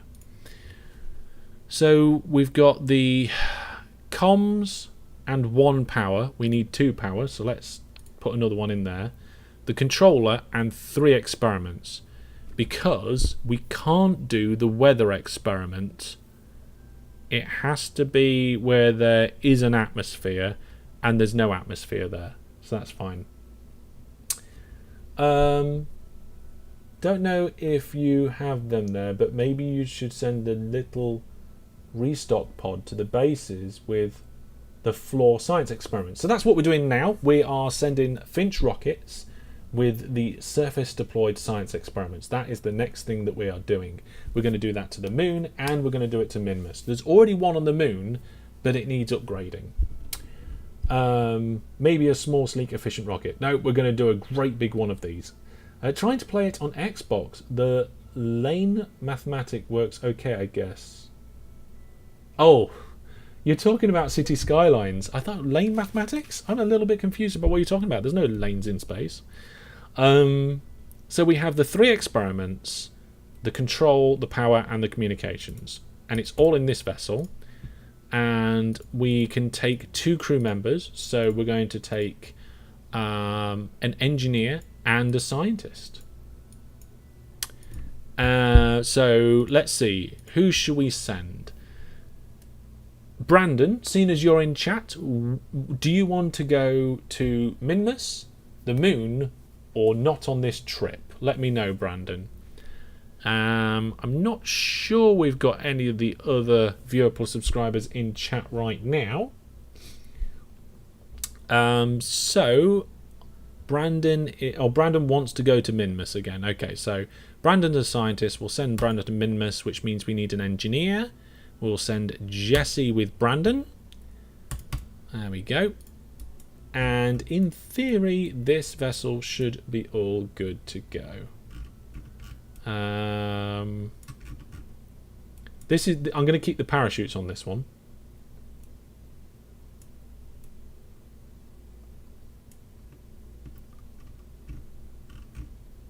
Okay. Yep, I'm pretty sure we've got everything. So let's launch. This should be relatively straightforward. We've done this a few times. This is a flight-proven ship. We've done this journey. We know where we're going. If we've got spare fuel, maybe we can dock to the space station. We probably won't need to. So let's get SAS turned on. Throttle up to maximum. Do a quick staging check. Looks good to me. Okay, Brandon, Jesse Kaboom. Let's hope there are no kabooms as we fly you to Minmus. In 3, 2, 1, off we go.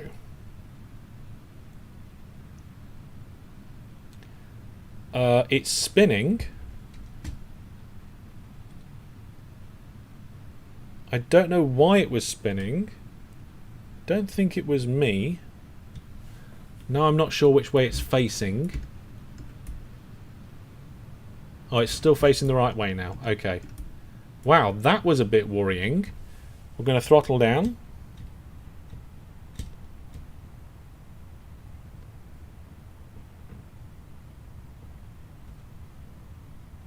See if we can get it to... Whoa, whoa, what's going on here?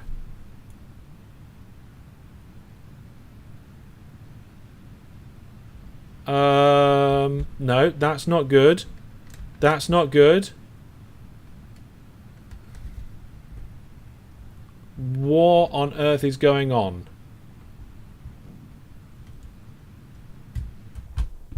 Okay, we're going to have to fly this and burn the fuel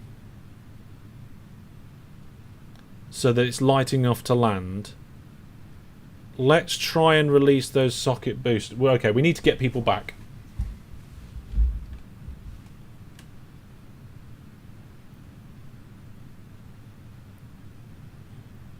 Okay, let's stage them, get rid of them. What on earth happened then? I would love to know. That was weird. It's like my controller just went absolutely crazy. Okay, throttle off, separate, engines, full power. Right, in theory, we should be able to switch back to that before it hits the ground and deploy chutes.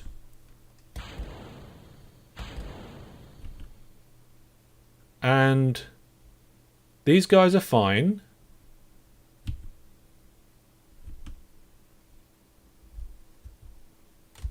Maybe we should give them more throttle.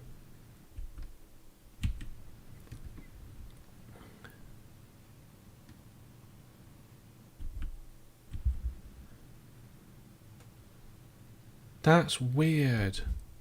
Okay, let's deploy the other chutes as well. Let's see if we can head back and actually land towards the Space Center for some reason. I have no idea what happened in this flight, but I'm going to try and recover as much as possible.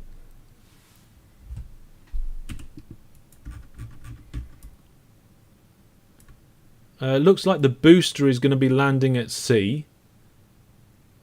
I want to try and land somewhere near the booster.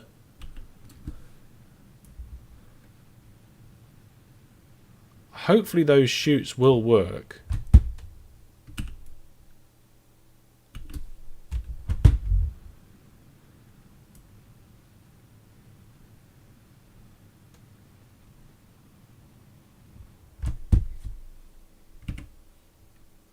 Right, I'm going to try switching to the booster and see what happens. Okay, the drogue chutes are out. Oh, the main chutes are out. It doesn't look like the main chutes have ripped off. New viewer plus subscriber. Fantastic. Oh, look at that. Fedeliva, thank you very much for your subscription. I am going to concentrate on trying not to blow everybody up. I don't know where the yeah, they're about 20 kilometers up at the minute. These parachutes should open up at more or less the right time.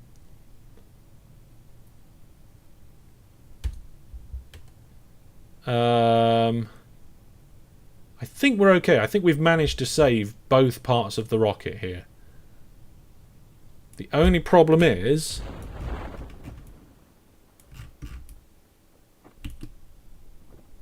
why can't I switch to them? Where's the map view of them? Why can't I change? What's going on?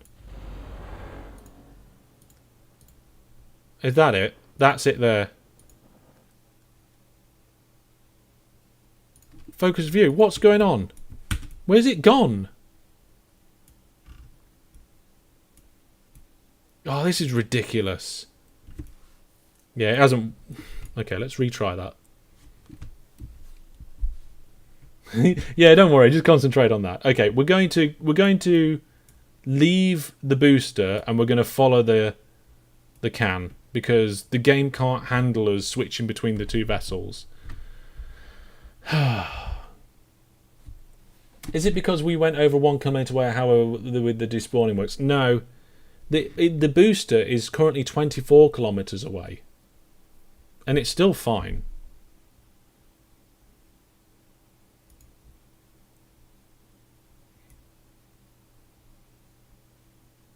Oh wait, there we go. It disappeared. Maybe it's 25 kilometers that when it's more than 25 kilometers away. There is a mod which changes these settings, and I can't remember what the name of the mod is. It is weird though. Like the game designers just decided that it was going to be like that. Oh well, let's open up the landing legs. Slow our descent. We've got 15 kilometers to slow down. We are full of fuel though, which is not great. But we can use our engine to soften the landing. It does look like Starship. Yes, it is. It has quite a few similarities. It's not the same.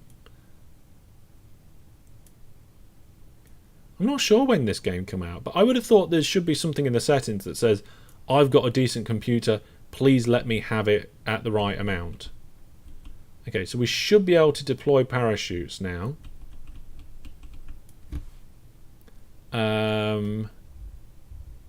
So let's now go retrograde Throttle up the engine.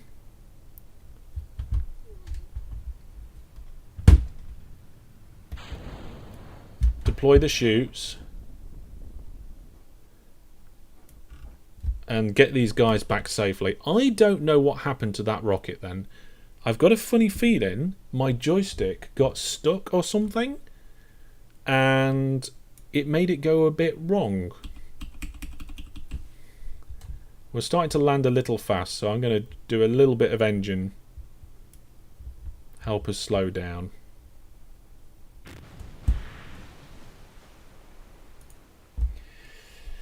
Oh dear. 2015. Okay, so it has been what, 8 years? 7 or 8 years? You'd hope it would have done better. I just remembered and I need to turn my normal alarm off.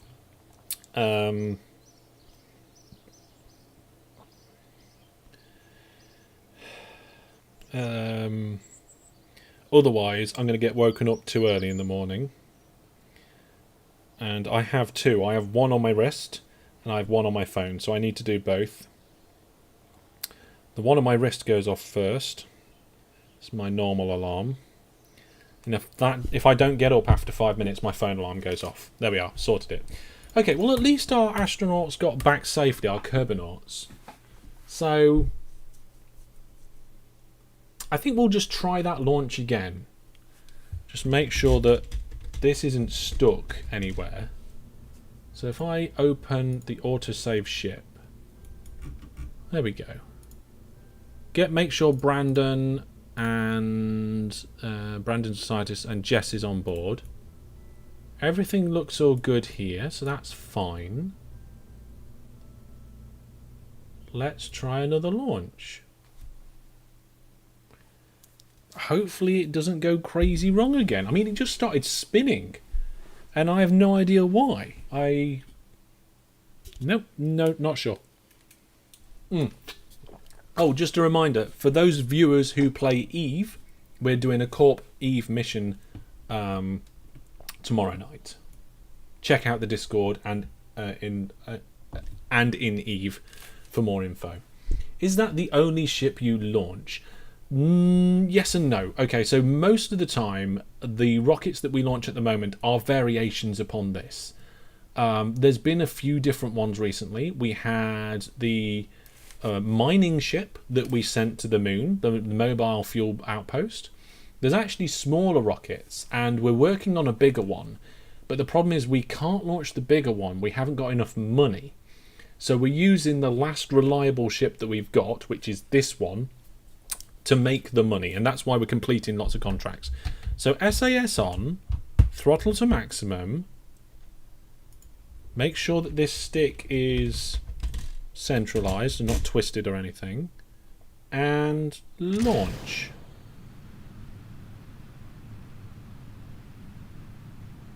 Okay, doesn't appear to have picked up any rotation or anything so far. Brandon and Jesse are on the way to Minmus. So we'll get this one at Minmus. We'll get this one. We'll get the other one to the moon.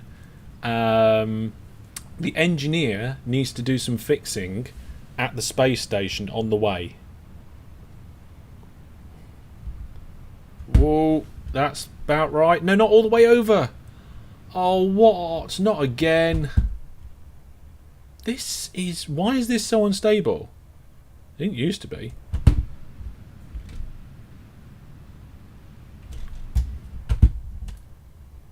Oh well. If we can get them to land within... Why? What is going on?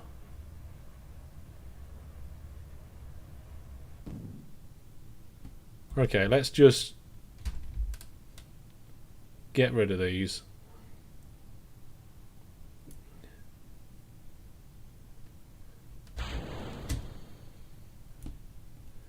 Okay, separate, engine, switch, deploy,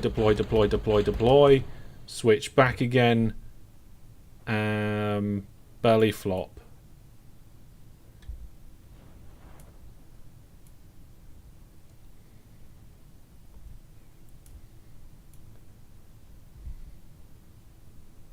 No, the crew are fine. Both the booster and the crew will survive. I think. As long as those parachutes open when they're programmed to do so. I'm actually generally pointing the crew towards it.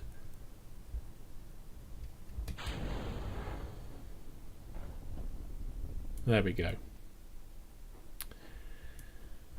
The centre of mass has to be in front of the centre of aero relative to the centre of thrust. So maybe it was just a KSP moment, that one. Yeah, I'm not sure. I mean, in the last launch, the rocket was spinning for what seemed like no reason whatsoever. I think that was the controller that was having a problem. This rocket is stable and has flown multiple times. So the fact that we've just had 2 bad launches is really, really interesting. The engines are still attached where they should be. The only difference with this and all the others we've been flying is it's got these 2 extra storage units on the side here. Not sure what that's all about. We are falling a little bit fast. The Finch isn't designed to land with a full tank of fuel, so we will do a burn to help with the landing. Just make it a little bit softer. There we go. So let's recover the Finch. Get pretty much all our money back from that. Should we try one more time? What's wrong with it? Maybe it's Brandon. Brandon, what are you doing to this thing? Okay. Yeah, recovered all the funds there. Recover that booster. Recovered all the funds there. The last launch, the one before this one. I mean, the one before this one, it just started spinning, and I have no idea why. So... But have you done any major changes to it? No. No, the only thing I've done is I've added 2 of these storage units. Everything else is the same as the reliable one that I've known it to be. So I'm going to give it one more go. We've even got the same people on board and the same equipment. So, pass. Maybe, I don't know. Maybe there's some sort of fine adjustments thing that we can do. I'm wondering if there is a problem with this joystick and it needs some calibration. Because it just doesn't feel right. Never mind. Here we go. SAS on. Throttle to maximum. And launch. Okay.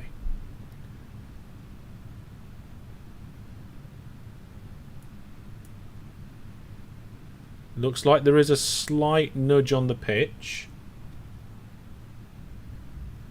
Yeah, if this was a new rocket, I'd be like, ooh, where are the aerodynamics failing? What is wrong with this or that?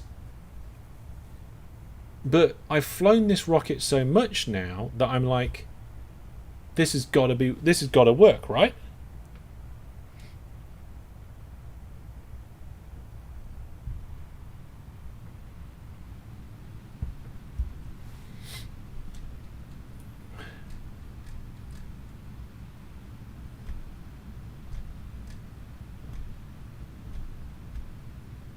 I mean, this seems to be okay at the moment. It's stable. It's doing its gravity turn okay. There go the side boosters. Let's try and... Oh, we had a little explosion again. No, doesn't look like we've lost anything. Yeah, this is fine. This is flying absolutely fine by the looks of it.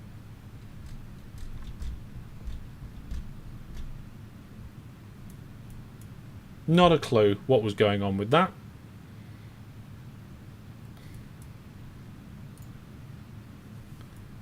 Maybe it was just the joystick being funny. Okay, so we need to do... there'll be Miko coming up in a second or two. Then stage separation, and then we will start our second stage engine. So there is that, that, And there we go. Off we are.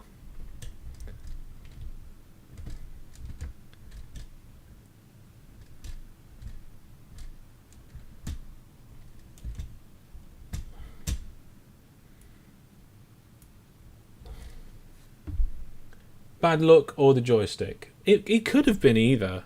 It could just have been bad luck. 2 bits of bad luck in a row. I don't know. But the fact that this rocket has gone through a lot of iterations.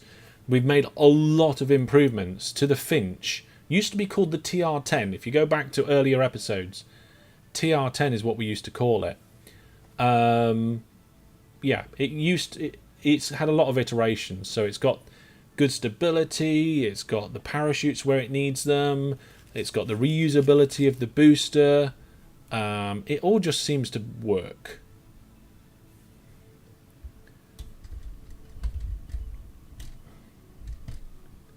So at the moment, I'm just pushing the second stage high into as much of an orbit as I can before we switch back to the booster to sort its landing out. And actually, it looks like we've almost made orbit. There's orbit. There's orbit. Okay, we've got a stable orbit for the second stage. Let's switch back to the first stage. And with the first stage, I'm going to deploy the parachutes quite late because I don't want to have to wait for it to come back into land and take a long time. So this booster is not a repulsive landing at all. I used to put a heat shield on the front here, but it never stays pointy end first long enough. It always switches round. It always flips round to the engine. There you go. Look.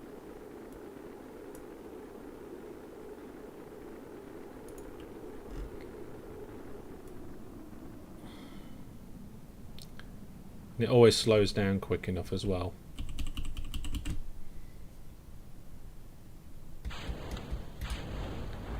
There's drogues. Pull roughly in the region of 10 Gs. And then their main chutes come out now. There we go.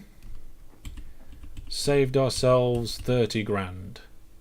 Just by whacking some parachutes on it.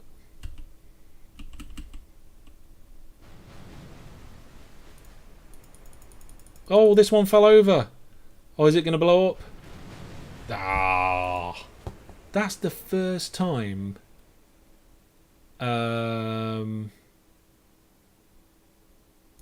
That's the first time we've done that in a long time. We've managed to recover it without it falling over.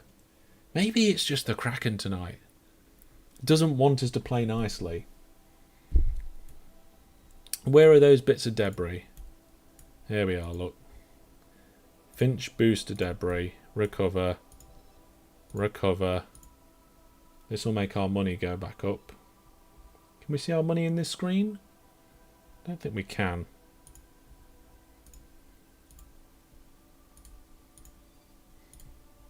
It's a bit of a shame, but the engine's the most expensive part, so there we go. We're all right there now. Okay, where is... our ship? There it is. Let's fly that. God, we're having a lot of bad luck tonight. I hope Brandon lands on Minmus okay. Oh, that would be terrible, wouldn't it? If we splat Brandon into the surface of the planet. It's not a planet, it's a moon. Right, okay. Yeah, why not? Prograde, full power.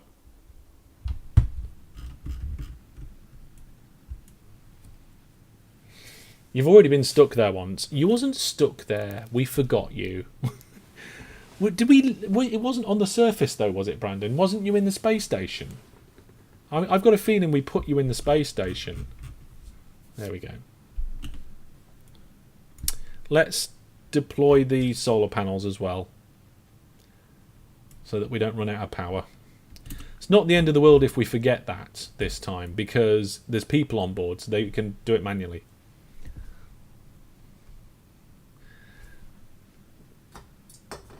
Okay.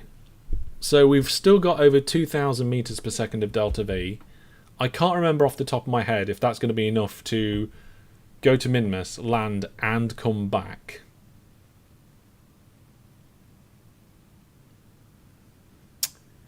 But we'll see. I think we'll be alright. I think. We won't be doing a repulsive landing anyway. Okay. So let's set Minmus as the target.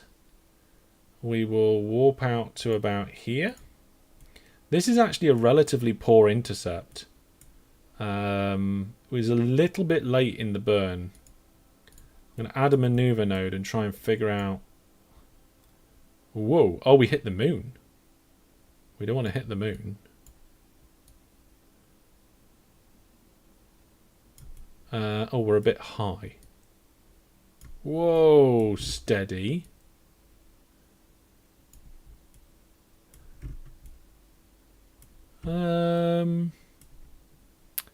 50 meters of delta V. You know what? That's fine.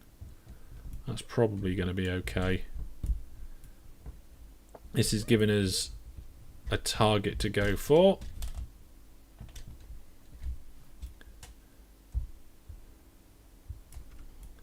Brings our orbit more in line with Minmus. There we go. We can actually just double click on Minmus and have a look. It's a bit high. Ooh, right, okay, we need to twist this a little bit. Let's do a little bit of twisting. Didn't they do the math to find out that Minmus wouldn't work in its orbit because of the density until they tried simulating it being made of ice cream and then it worked or something? That doesn't really sound like something that is really something that happened. It's a nice story though. It depends what you calculated the density of it as in the first place. Okay, so we're bringing this down next to Minmus. We are actually on the wrong side of Minmus, so I think if we do a retrograde burn, we should get to the correct side of Minmus. Using a little bit extra fuel here, but we don't want... There we go. Oh, I went a little bit too far, but never mind, that's fine.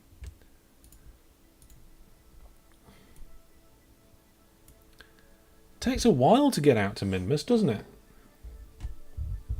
I mean, if it was ice cream, it'd probably tear itself apart and end up as a ring of ice, like an ice ring, like Saturn's rings. Here we go. The Finch Min Science vessel. Ooh, surface deployed Mystery Goose Science did stuff. Yay, we got 1.3 science points. Okay, so now we need to go retrograde, which apparently we are already facing. Let's do a burn. And it'd be really nice to do the surface deployed science near the Minmus base. I'm not saying we definitely have to. But, oh yeah, that's actually a good orbit to there. Okay, let's do that. And ideally, I want to land in the sun as well.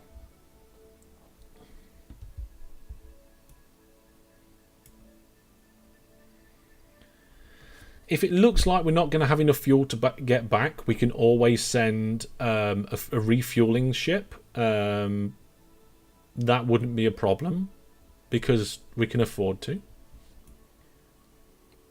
It looks like our current path will take us straight over the existing science base, which is brilliant.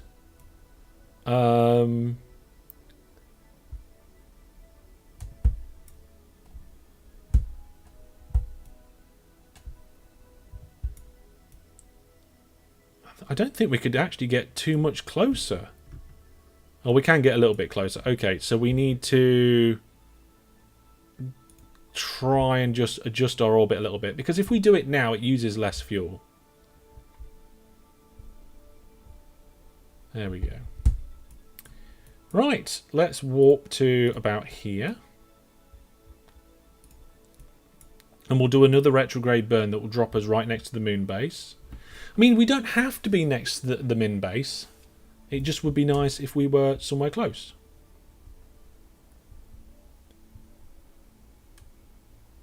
There we go. So let's deploy those legs. Oh, we can't do that right now. There we go.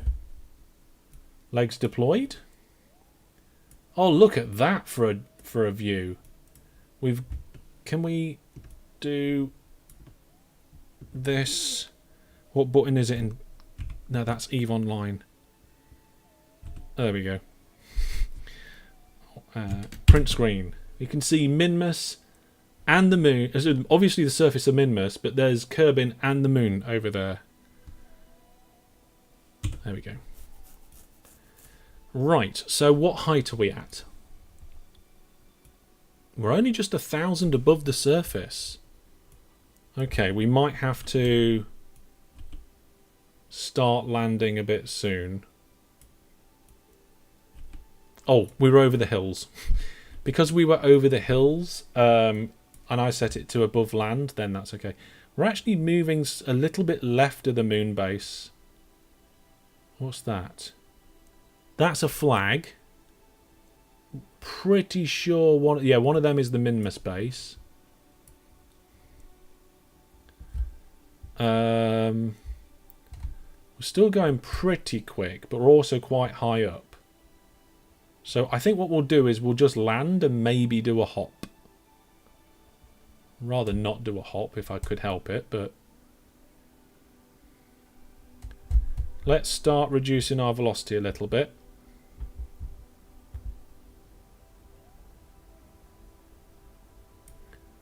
I mean, if we're just about 2 kilometers away from whatever it is, then that's good.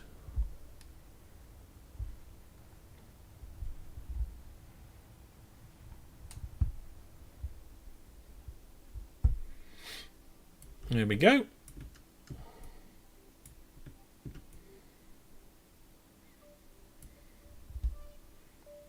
So we're quite high up, but we've got rid of a lot of our sideways velocity. Can't actually zoom in any more than that. We're less than 2 kilometers away from the base, so that's good.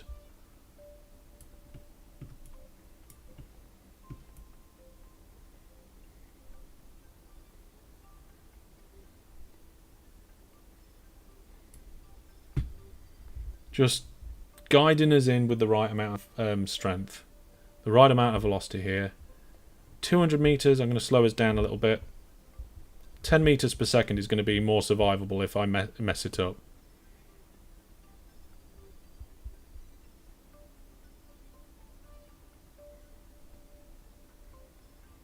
$70 meters. 50 meters. Come on, Brandon and Jesse. Here we go. 30 meters.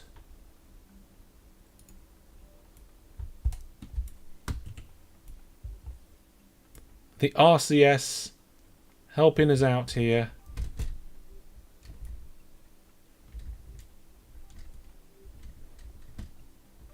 As it can do on Minmus. There we go. And we're down. That wasn't perfect. But you know what? It'll do. Whew. Right. I would now like to go over there. Right. How do I get over there? Have I got enough delta V to get back again? Probably. Okay. Let's turn the SAS on. Take off.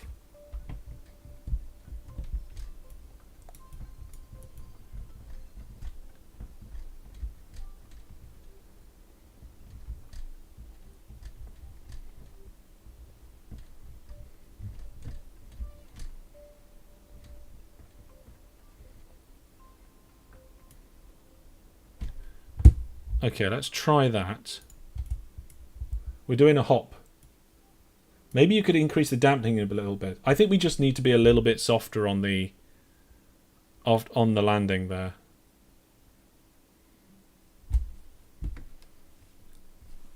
Okay, here we go. I think this is a relatively good lob. I think we've got also a load of rubbish down here that we need to tidy up.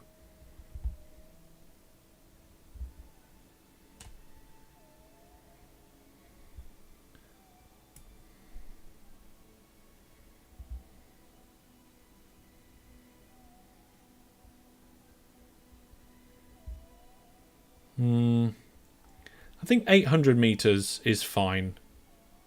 That's a good distance. I'm going to start slowing us down as we come in for our second landing. I'm going to make sure I get the RCS turned on early this time to try and help keep us upright in the first place.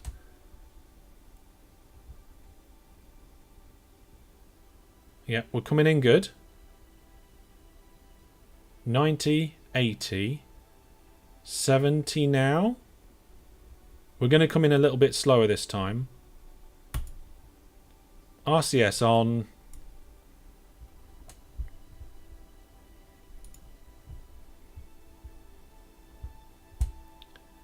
There we go. It's almost impossible, but yes. With the amount that's going on there. There we go. So now we are literally within a stone's throw of the base. And we could probably use the moon landers, the moon buggies if we wanted to. Right, Brandon. No, wait, not Brandon. You're here as the scientist. Jesse, EVA out. Let go and turn on your RCS. And I'm just going to build the science experiments like right down here. There's no need to go very far, I don't think. There we go. Look at the size of that rocket compared to Jesse there. Okay, maybe you can increase the dampening. Yeah, it is a heavy rocket, and there is very little. They're not landing legs; they're hinges. So it's not the most ideal thing to do. Okay, let's pop our bits on the floor here, and we'll have a look inside. Oh, I did not mean to do that. Get back out of building mode. Have a look inside here. Do I need to be a little bit closer? Yes. Okay. Let's look at the order. So we have to do experiments first. So that's an experiment.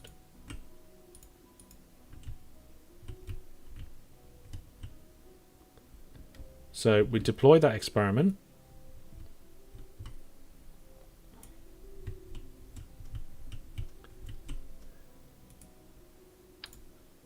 And then we can deploy this experiment. I'm glad I put these at the bottom of the rocket this time, because the compartment previously was at the top of the rocket, and that just didn't do well. Look at these massive leaps and bounds. Okay, let's place that there. Oop, accidentally went the wrong way. It's in the wiki fandom. Oh, okay. Right, what we got up here?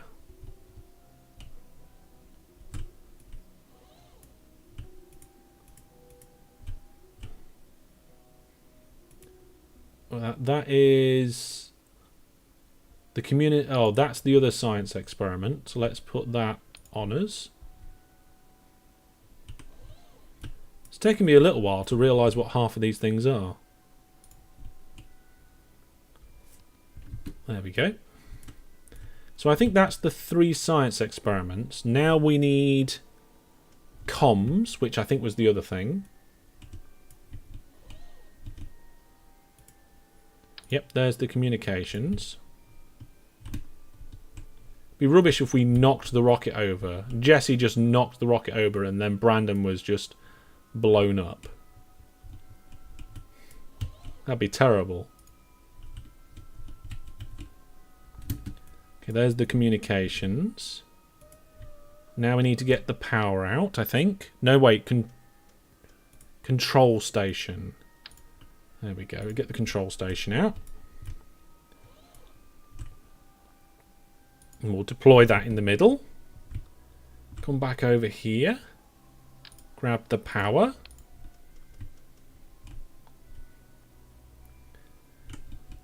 Oh. There we go. No, deploy. There we go. We need a second piece of power.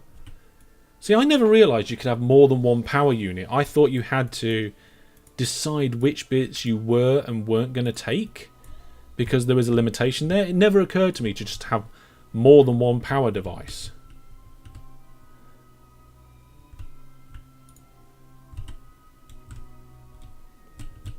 Oops. I didn't mean to walk that way so much. It's like, oh, I'm on top of the experiment now. Oh, no. There we go. Right, so let's now check all this out. Hopefully it's working. The base of the rocket.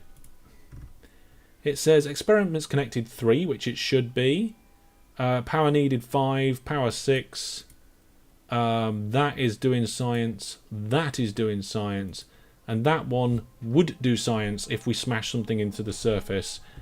There we go, folks. All that time well, it wasn't last time, but it was a little while ago, messing around, trying to get it working, and we've just come and done it in one go because it's a bit finicky about how it likes to do things. Right, so because Jesse did all those science experiments, we'll get Brandon to come out and do the EVA for the what do you call it? The planting the flag. There we go. So let go and whoop. We could have a go on one of the buggies, but I'm not doing it. There we go. So we may as well take a surface sample and we will plant a flag. And we may as well call the flag what we're doing here. So it's Minmus Deployed Science. Min Deployed Science. Oh wow, I inverted the min. There we go. Yay! There we go. And that should complete the plant the flag contract. So that is 160 grand in our pocket. And we need to collect 0 of 50%. Oh, we need to collect 50% of the surface deployed ion collector on Minmus. And that is currently working now. And the Mystery Go is working now. So that's all good. So that's it now. We can head back. So we'll do that. Hopefully we've got enough delta V to do it. I'm almost certain we have.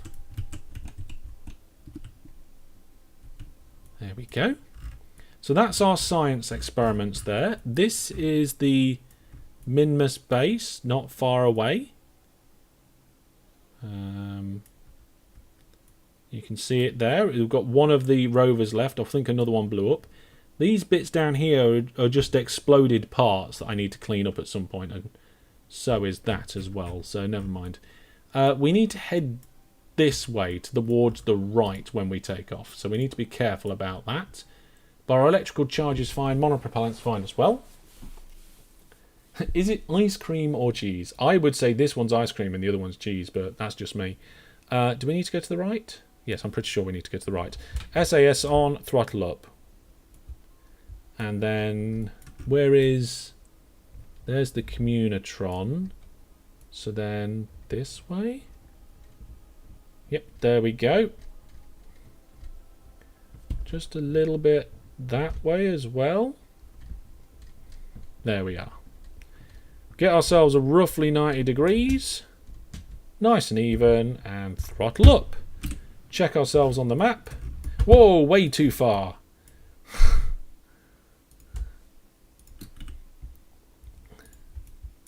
Oh, we don't need our landing legs out now, so we'll retract them.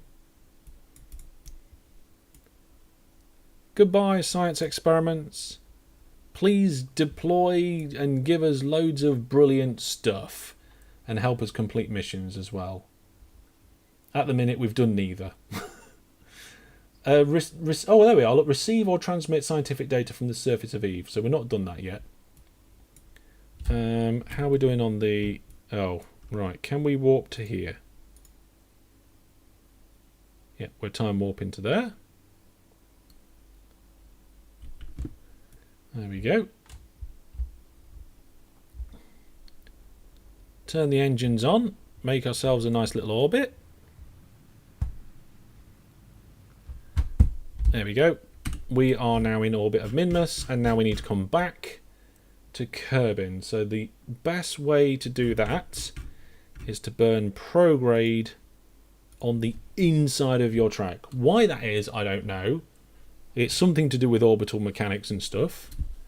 So let's do that now.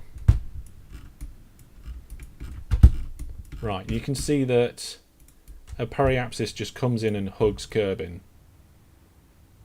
We've actually got loads of fuel left at the moment, but we've still got to do our slowdown manoeuvre. We're just going to touch the surface of the atmosphere again, because if we don't, we could have problems. Ooh, 52.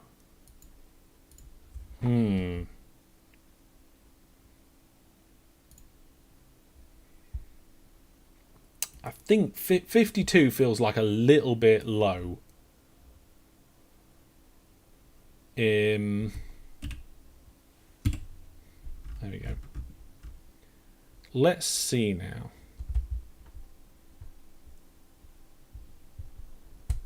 '83 is too high. I'm just trying to... The problem is that sometimes... oh, you can't see it on the screen.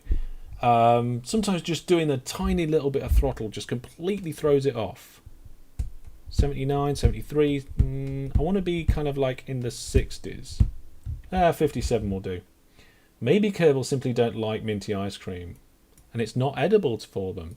That is a very big possibility, Brandon. Anyway, Brandon and Jesse are on the way back to Kerbin now. They've successfully deployed the deployable science, and they have successfully planted a flag and done some science on the surface.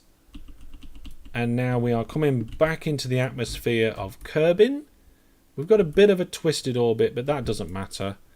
Let us go retrograde and use up the rest of our fuel to bring back our Kerbals. So currently we're going at 3.2 kilometers a second sidewards. This will bring us back down. This is our kind of circularization orbit burn. We might actually have enough to do the whole thing. It's getting close. Yeah, I think we've got enough fuel to do it. Our periapsis is getting a little bit low, so I might leave it. Kerbals are green, that's true. Kerbals are green. Oh no, actually, fuel is just not doing very well at the moment. So I'm going to fast forward just for a little bit. Try and keep this orbit nice and neat.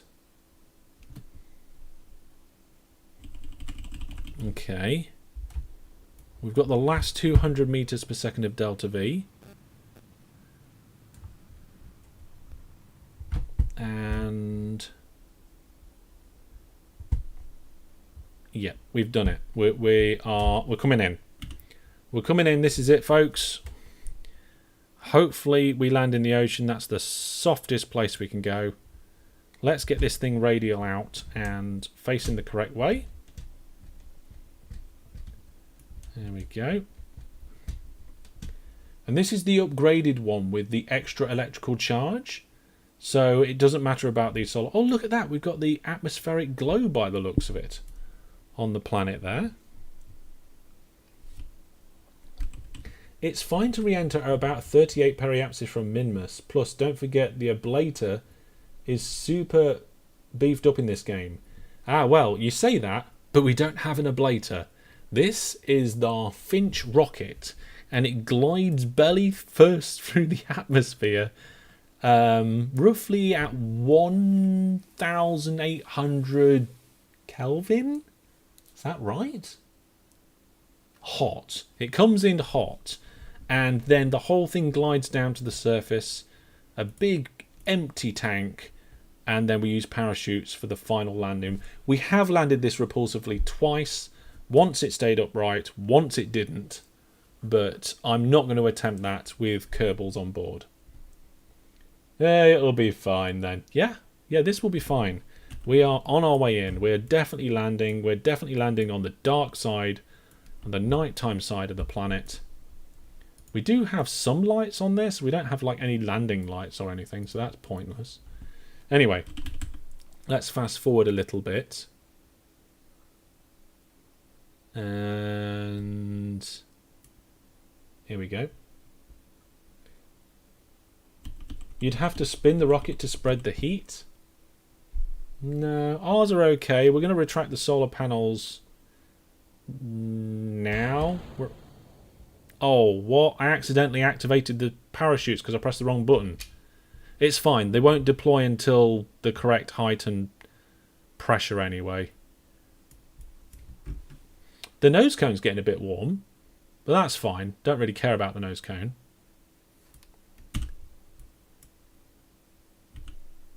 Here we go. Here's the heating coming in now. We're set as radial out to keep this kind of belly maneuver going in.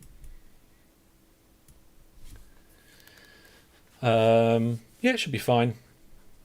I just realised that our height is being inconsistent because I've still got it against height above land, and we just went over a load of mountains, so it was jumping up and down all over the place. We'll keep it height above land for now because I can't see the land. It's just all dark. But we are roughly 45 kilometres up, and we're doing 2 kilometres a second sideways. And we can now speed time up a little bit. We can kind of go ×3 time warp, or the third level of time warp, whatever that is. I think it is ×3, without having too many things go a bit squiffy.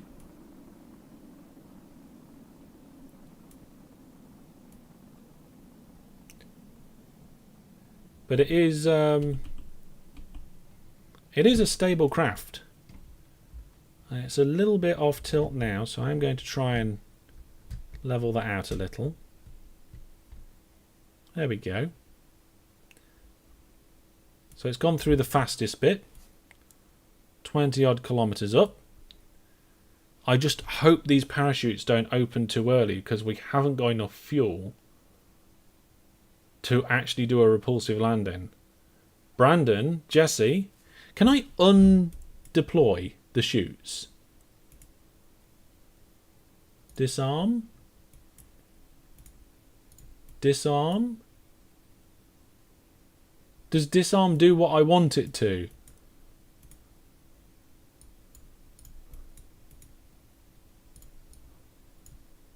I think it does. There we go. It'll be fine. I've done 3 of them. It's probably all right. Okay, we're 18 kilometers up still, so. Ooh.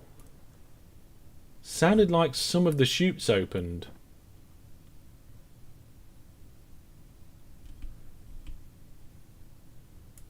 I'm going to turn the SAS system off. You'll have to arm them back if you need them. I am going to arm them back later.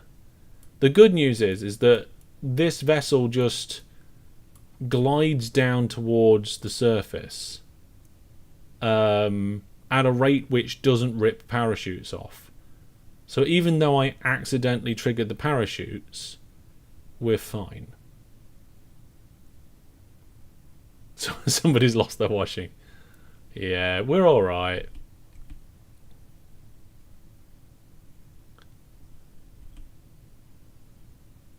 What I'll do is I'll manually deploy chutes at roughly the right time. Hopefully this one just doesn't rip them off. Anyway, let's do them all at the same time.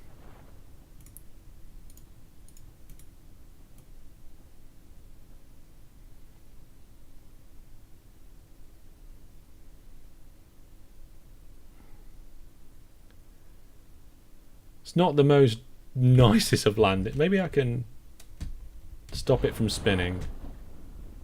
There we are. 6 Gs. That's fine. You're going to fly this to Eve. This particular rocket isn't going to Eve. The TR-11 will probably go to Eve.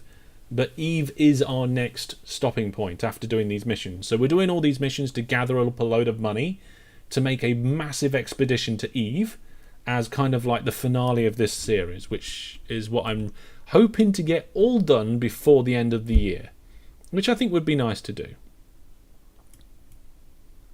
So I'm just fast forwarding now because we're floating down on parachutes for 500 tonight. No, we're not going to Eve tonight.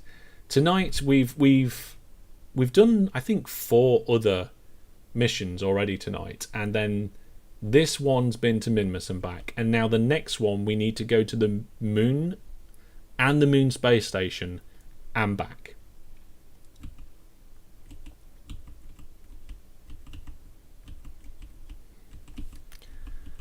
And then we just need to do those missions so that we can get a load of money and then use the money to fly there, because we're doing a proper survival let's play. It's not sandbox or anything. There we go, we're back. We're back. Nobody died. So far we've only killed 3 Kerbals in that incident, which we won't talk about, from the beginning of the series. It was a terrible thing to happen. Never mind. Right, let's end that game giveaway. Who the winner? Fantastic! Montenegro, congratulations, you are tonight's game giveaway winner. You have won Expeditions Viking. Congratulations to you.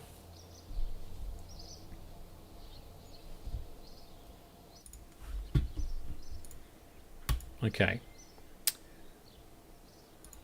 Nice. Okay, so now we need to go to the moon. Can you make in an immemorials when the series ends? I think we've got some flags planted outside the astronaut complex for that Gamer Girl Lexi, PT Hudson, and Matt Stratt. See, when you are a viewer plus subscriber, you get to have your name in the game as part of one of the rewards of supporting the channel. However, there is a chance I could end up killing you.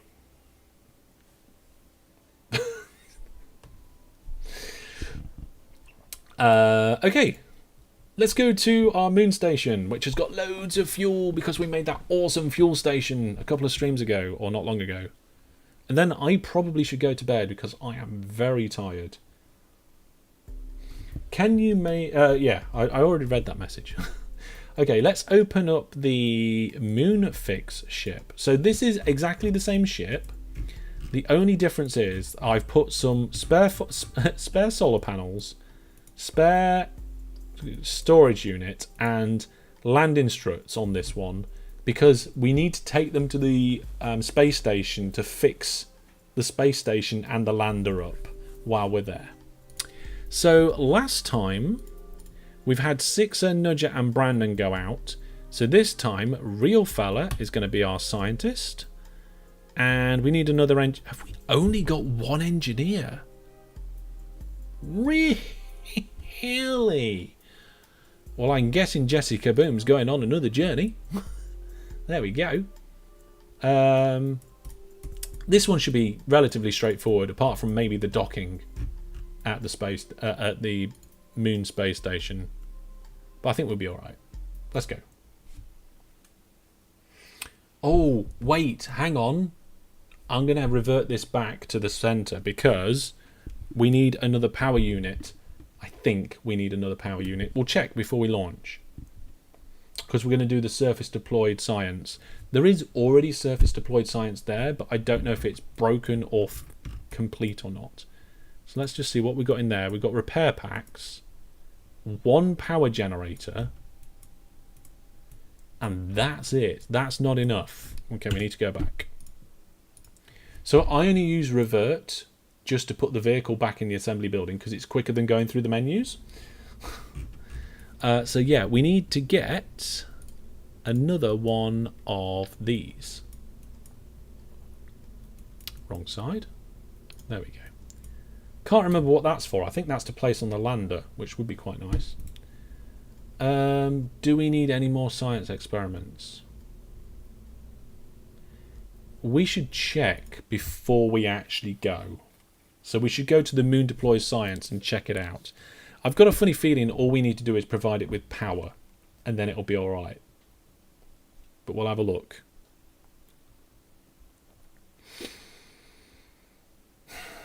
Should we save this one for the beginning of next week? Because after this mission, I've got no more missions left apart from let's build a massive rocket to go to Eve. So that might be the start of next week. Might be starting to build the massive rocket for the Eve journey. Okay, so Moon Deployed Science. Let's check what's going on there. I can't remember. We'll have to just check. I think it's okay. So speaking of series changing and ending, this series will probably maybe finish coming up to the end of the year. Next year at the beginning of January we've got the start of my OpenTTD Series 10.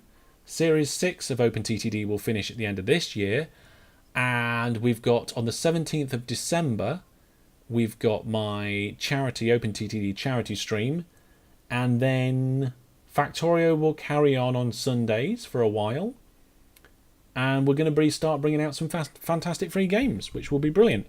Right, I can't see it very well, but we've got the control unit, the communicator, that science experiment. No, that's power, and that science experiment. But if we switch to this, look, we've got mystery go in here. What's that one? That's the weather one that's pointless, so we'll get rid of that. That's another seismic one, so that's pointless, we'll get rid of that. So we've got one mystery goo. We actually need the ion one as well, unless it's in one of these other containers. No, it's not. Okay, it's a good job we checked.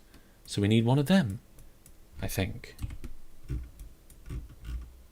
Can't see that. Can't see that. That's a flag. That's a flag. Yes. Okay, so we need to pick that up, put the two solar ones down, the other experiments, and then we're all right. Okay. Back to the Space Center.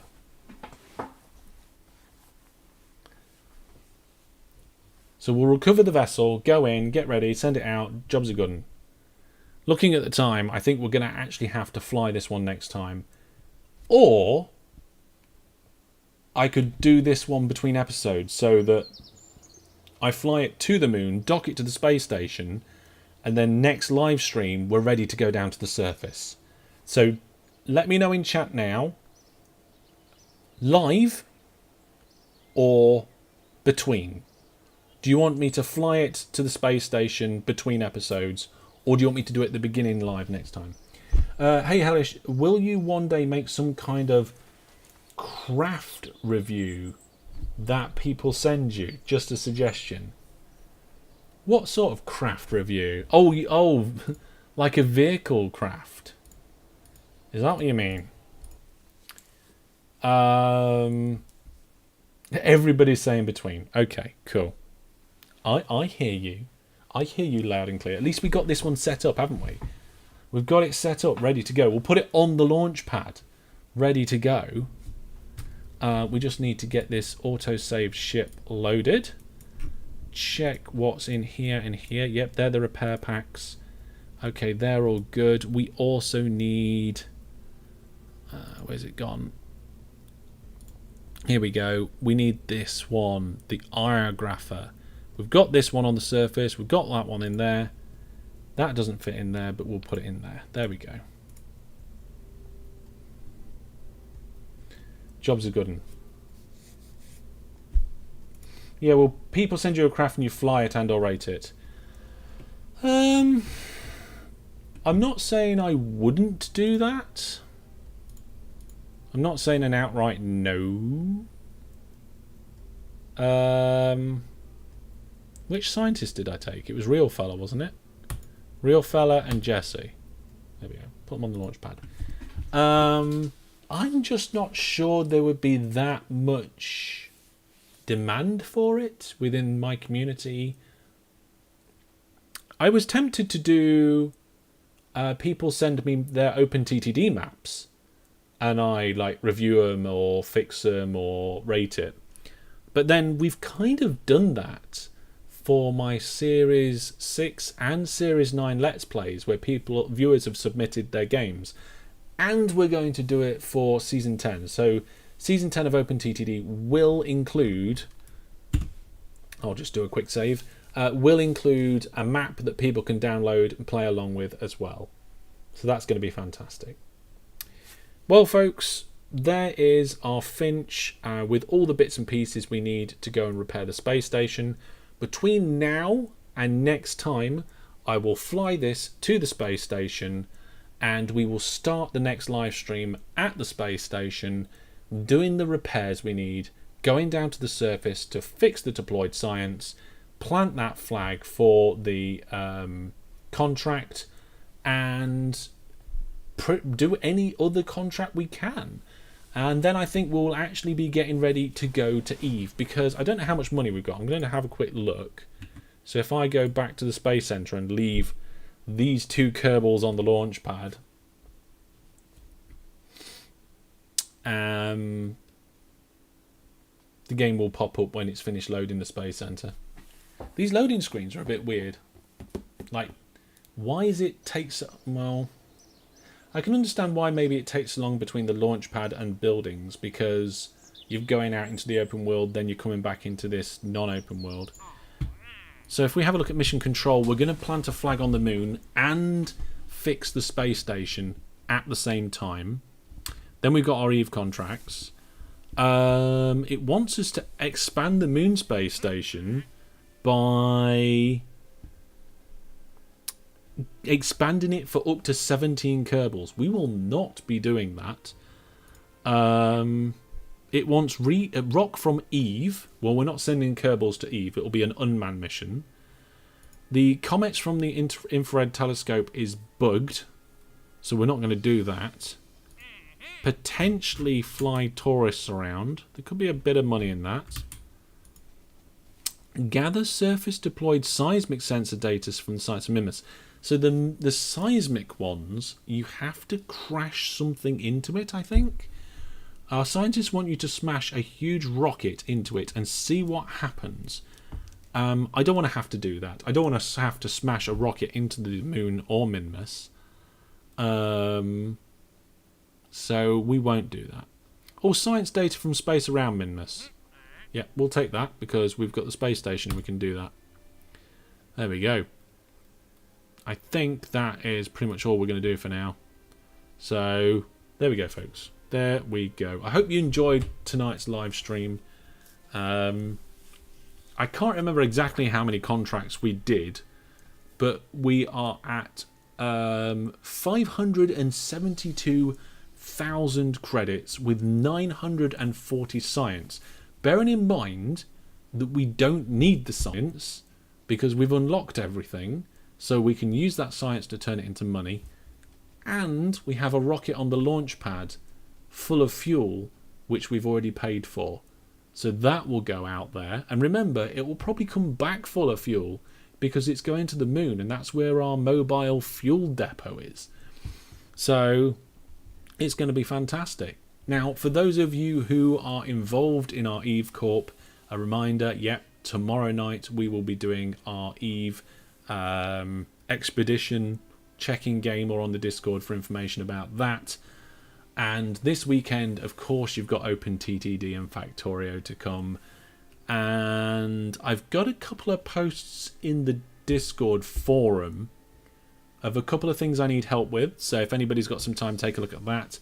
Next weekend, you will still get videos, but I will be at the NEC at the Model Railway Exhibition. So if you're going to that Model Railway Exhibition, maybe I will see you there. So thanks for watching, everybody. Have a good evening. And for now, goodbye.